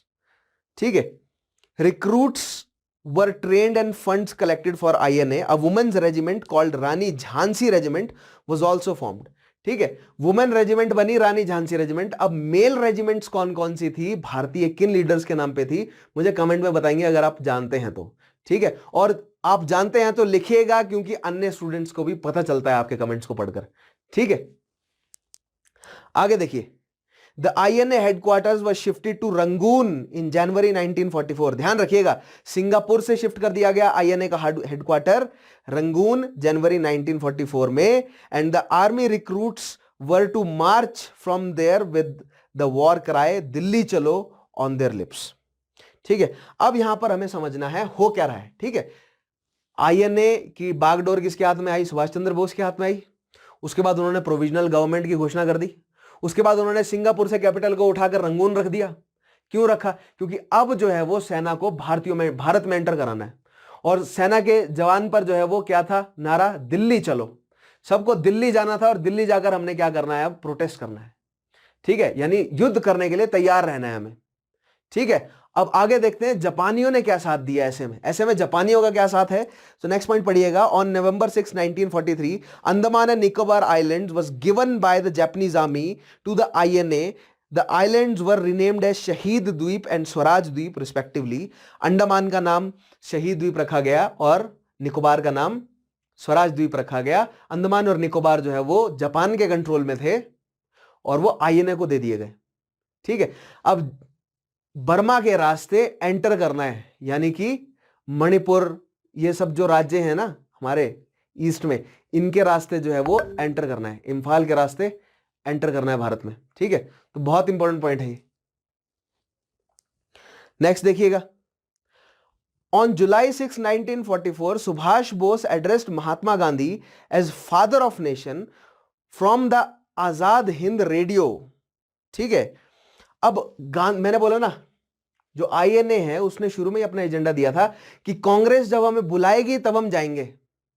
तो यहां पर सुभाष बोस ने गांधी जी को बोला, अपने ये जो रेडियो में उन्होंने प्रसारण किया और गांधी जी को संबोधित करते हुए कहा कि गांधी जी अब अंतिम समय आ गया है युद्ध का। क्योंकि मैंने बोला ना, सुभाष चंद्र बोस की जो आइडियोलॉजी है वो गांधी जी से अलग कहां थी, दोनों सिविल डिसोबीडियंस चाहते थे, लेकिन सुभाष बोस कह रहे थे कि जो गांधी जी का सिविल डिसोबीडियंस है ना, वो जनता इकट्ठा करने के लिए सही है, वो एक लेवल तक सही है, जो फाइनल आजादी है वो हमें मिलिटेंट गतिविधियों से ही मिलेगी, हमें युद्ध लड़कर ही आजादी मिलेगी, फाइनल आजादी जो मिलेगी। यानी अंग्रेज जो है वो सिविल डिसोबीडियंस से नहीं भागेंगे, वो झुक जाएंगे लेकिन वो भागेंगे नहीं। उनको भारत से रवाना करना है तो उनको मार पीट कर ही भगाना पड़ेगा, यानी युद्ध तो छेड़ना ही पड़ेगा। यहीं पर सुभाष चंद्र बोस ने गांधी जी को कहा कि आप जो है वो फादर ऑफ नेशन है, राष्ट्रपिता है, और मैं आपसे ब्लेसिंग मांगता हूं, आपकी इजाजत मांगता हूं हमारा जो आजादी का संग्राम है इसके अंतिम चरण में एंट्री के लिए। दैट मीन्स कांग्रेस का सपोर्ट ढूंढ रहे थे सुभाष बोस कि कांग्रेस जो है वो हमें सपोर्ट करे ये अंतिम मिलिटेंट गतिविधि के लिए। ठीक है, कि जो सेना को लेकर अब एंटर करने वाले हैं रंगून के रास्ते, जो ईस्टर्न प्रोविंसेस हैं भारत के, वहां से एंटर करना है। ठीक है, भारत में, और दिल्ली आना है और अंग्रेजों को मिलिट्री शक्ति के माध्यम से अंग्रेजों को झुकाना है जापान की सहायता से।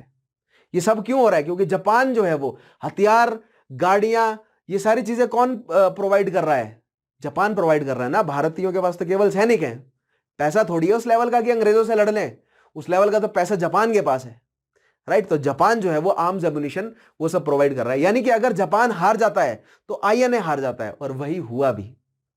सेकेंड विश्व युद्ध में जर्मनी में हिटलर के मरते ही जर्मनी और इटली ने सरेंडर कर दिया।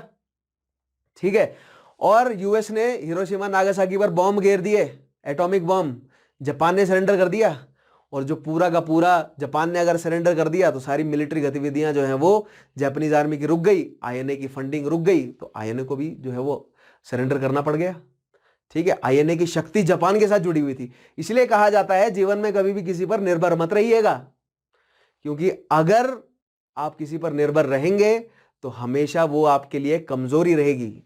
ठीक है, तो अगर आप किसी के ऊपर निर्भर हैं, ठीक है, सेल्फ डिपेंडेंसी बहुत जरूरी है, बहुत आवश्यक है आपके लिए सेल्फ डिपेंडेंट या इंडिपेंडेंट होना।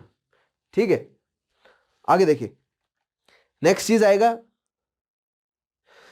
On July 6, 1944 Subhas Bose address Mahatma Gandhi as father of nation. He asked for Gandhi's blessing for the India's last war of independence. Bharat का अंतिम जो है वो स्वतंत्रता का संग्राम है, उसके लिए गांधी जी की ब्लेसिंग्स मांगी। नेक्स्ट पॉइंट देखिएगा, 1 आईएनए बटालियन, अब सेना ने भारत में एंटर करना शुरू किया। ठीक है, 1 INA battalion commanded by Shahnawaz was allowed to accompany the Japanese army to the Indo-Burma front and participate in the Imphal campaign। Imphal campaign यानी इम्फाल को जीतना था पहले। ठीक है, सो आईएनए की बटालियन आई किसके साथ? जापानीज की आर्मी के साथ। आईएनए बटालियन को लीड किया किसने? शाहनवाज ने, और इम्फाल पे कंट्रोल करना था। However, the Indians received discriminatory treatment from Japanese, which included being denied rations and arms and being made to do menial work for the Japanese units, and this disgusted and demoralized INA units. अब Japan के सैनिकों और भारतीय सैनिकों के बीच में relation क्या था ये भी समझ लें। जापान जो है वो भारतीयों को हथियार, राशन, पैसा वगैरह वो प्रोवाइड कर रहा था। ठीक है, दैट मींस भारतीय सैनिकों को हथियार दिए जाएं या ना दिए जाएं वो जापानीज सैनिकों के ऊपर डिपेंड करता है। तो अगर जो लीडर्स हैं वो अगर बोल दे कि हम हथियार देंगे, लेकिन जो निचले तबके के जापानीज अफसर हैं वो अगर भारतीयों को हथियार ना दें तो ऊपर तक क्या खबर जाएगी इतने क्योटिक माहौल में। ठीक है, तो भारतीयों को हथियार नहीं दिए गए समय पर, भारतीयों को खाने को राशन नहीं दिया गया, भारतीयों से जो है वो मजदूरी कराई, क्योंकि जब सेना चलती है ना तो पूरा का पूरा शहर चलता है, आप मान के चलिए। ठीक है, सेना जब कभी भी चलती है तो सेना के साथ मतलब एक मान लीजिए 20,000 लोगों को अगर आपको उनके रहने का आयोजन करना है तो आप मान के चलिए कि सब चीजों का आयोजन करना पड़ता है, खाने से लेकर सैनिटेशन तक हर चीज का आयोजन करना पड़ता है। तो जो सारे काम है ये भारतीयों से कराए गए।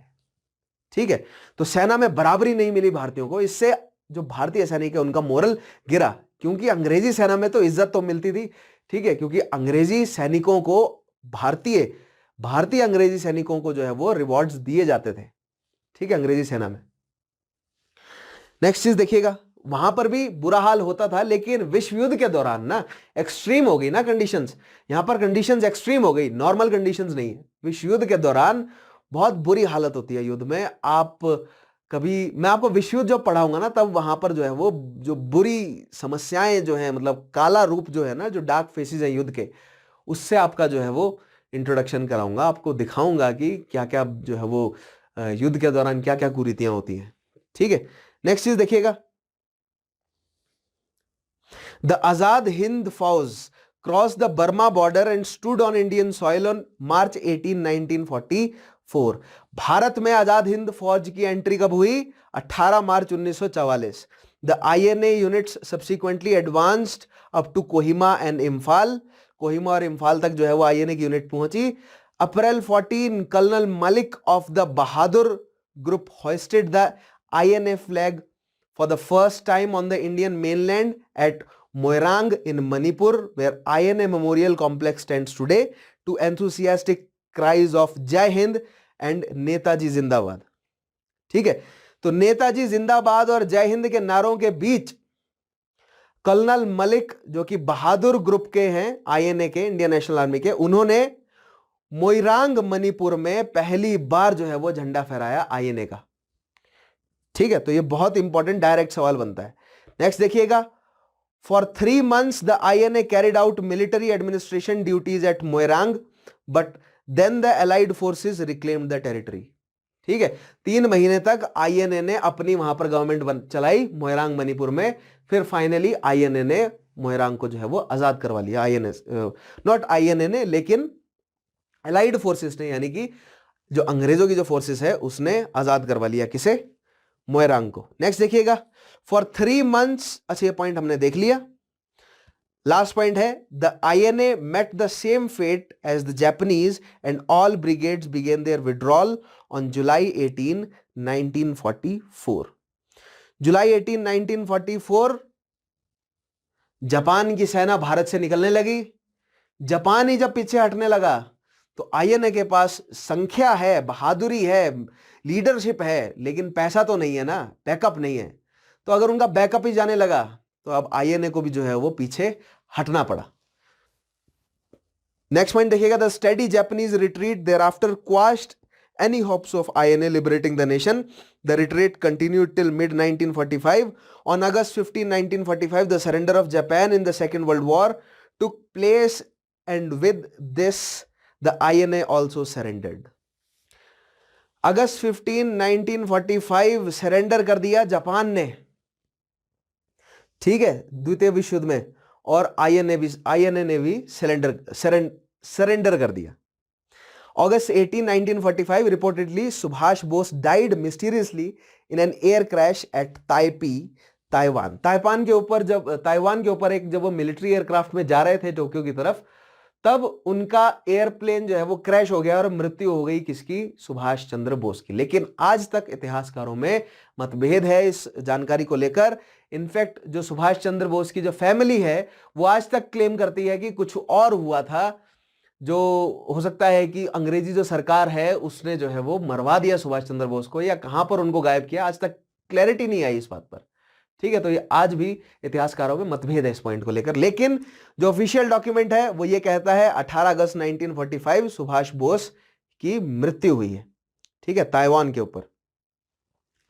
But when the INA prisoners of war were brought back to India after the war to be court-martialed, a powerful movement emerged in their defense. अब आईएनए ने सरेंडर किया। अब आईएनए के जो सैनिक हैं, उनके जो लीडर्स हैं, उनको भारत लाया गया। क्यों? क्योंकि वो थे तो अंग्रेजों की सेना के सैनिक, और उन्होंने गद्दारी करी तो उनको कोर्ट मार्शल करने के लिए भारत लाया गया। और उनको जब कोर्ट मार्शल करने के लिए उन पर जो केस चलाया जा रहा था भारत में, तो उसके खिलाफ जो है वो विरोध हुआ, जिसको हम फेमस आईएनए ट्रायल्स के नाम से जानते हैं। अब हम अगले सेशन में उन आईएनए ट्रायल्स को समझने की कोशिश करेंगे, ठीक है।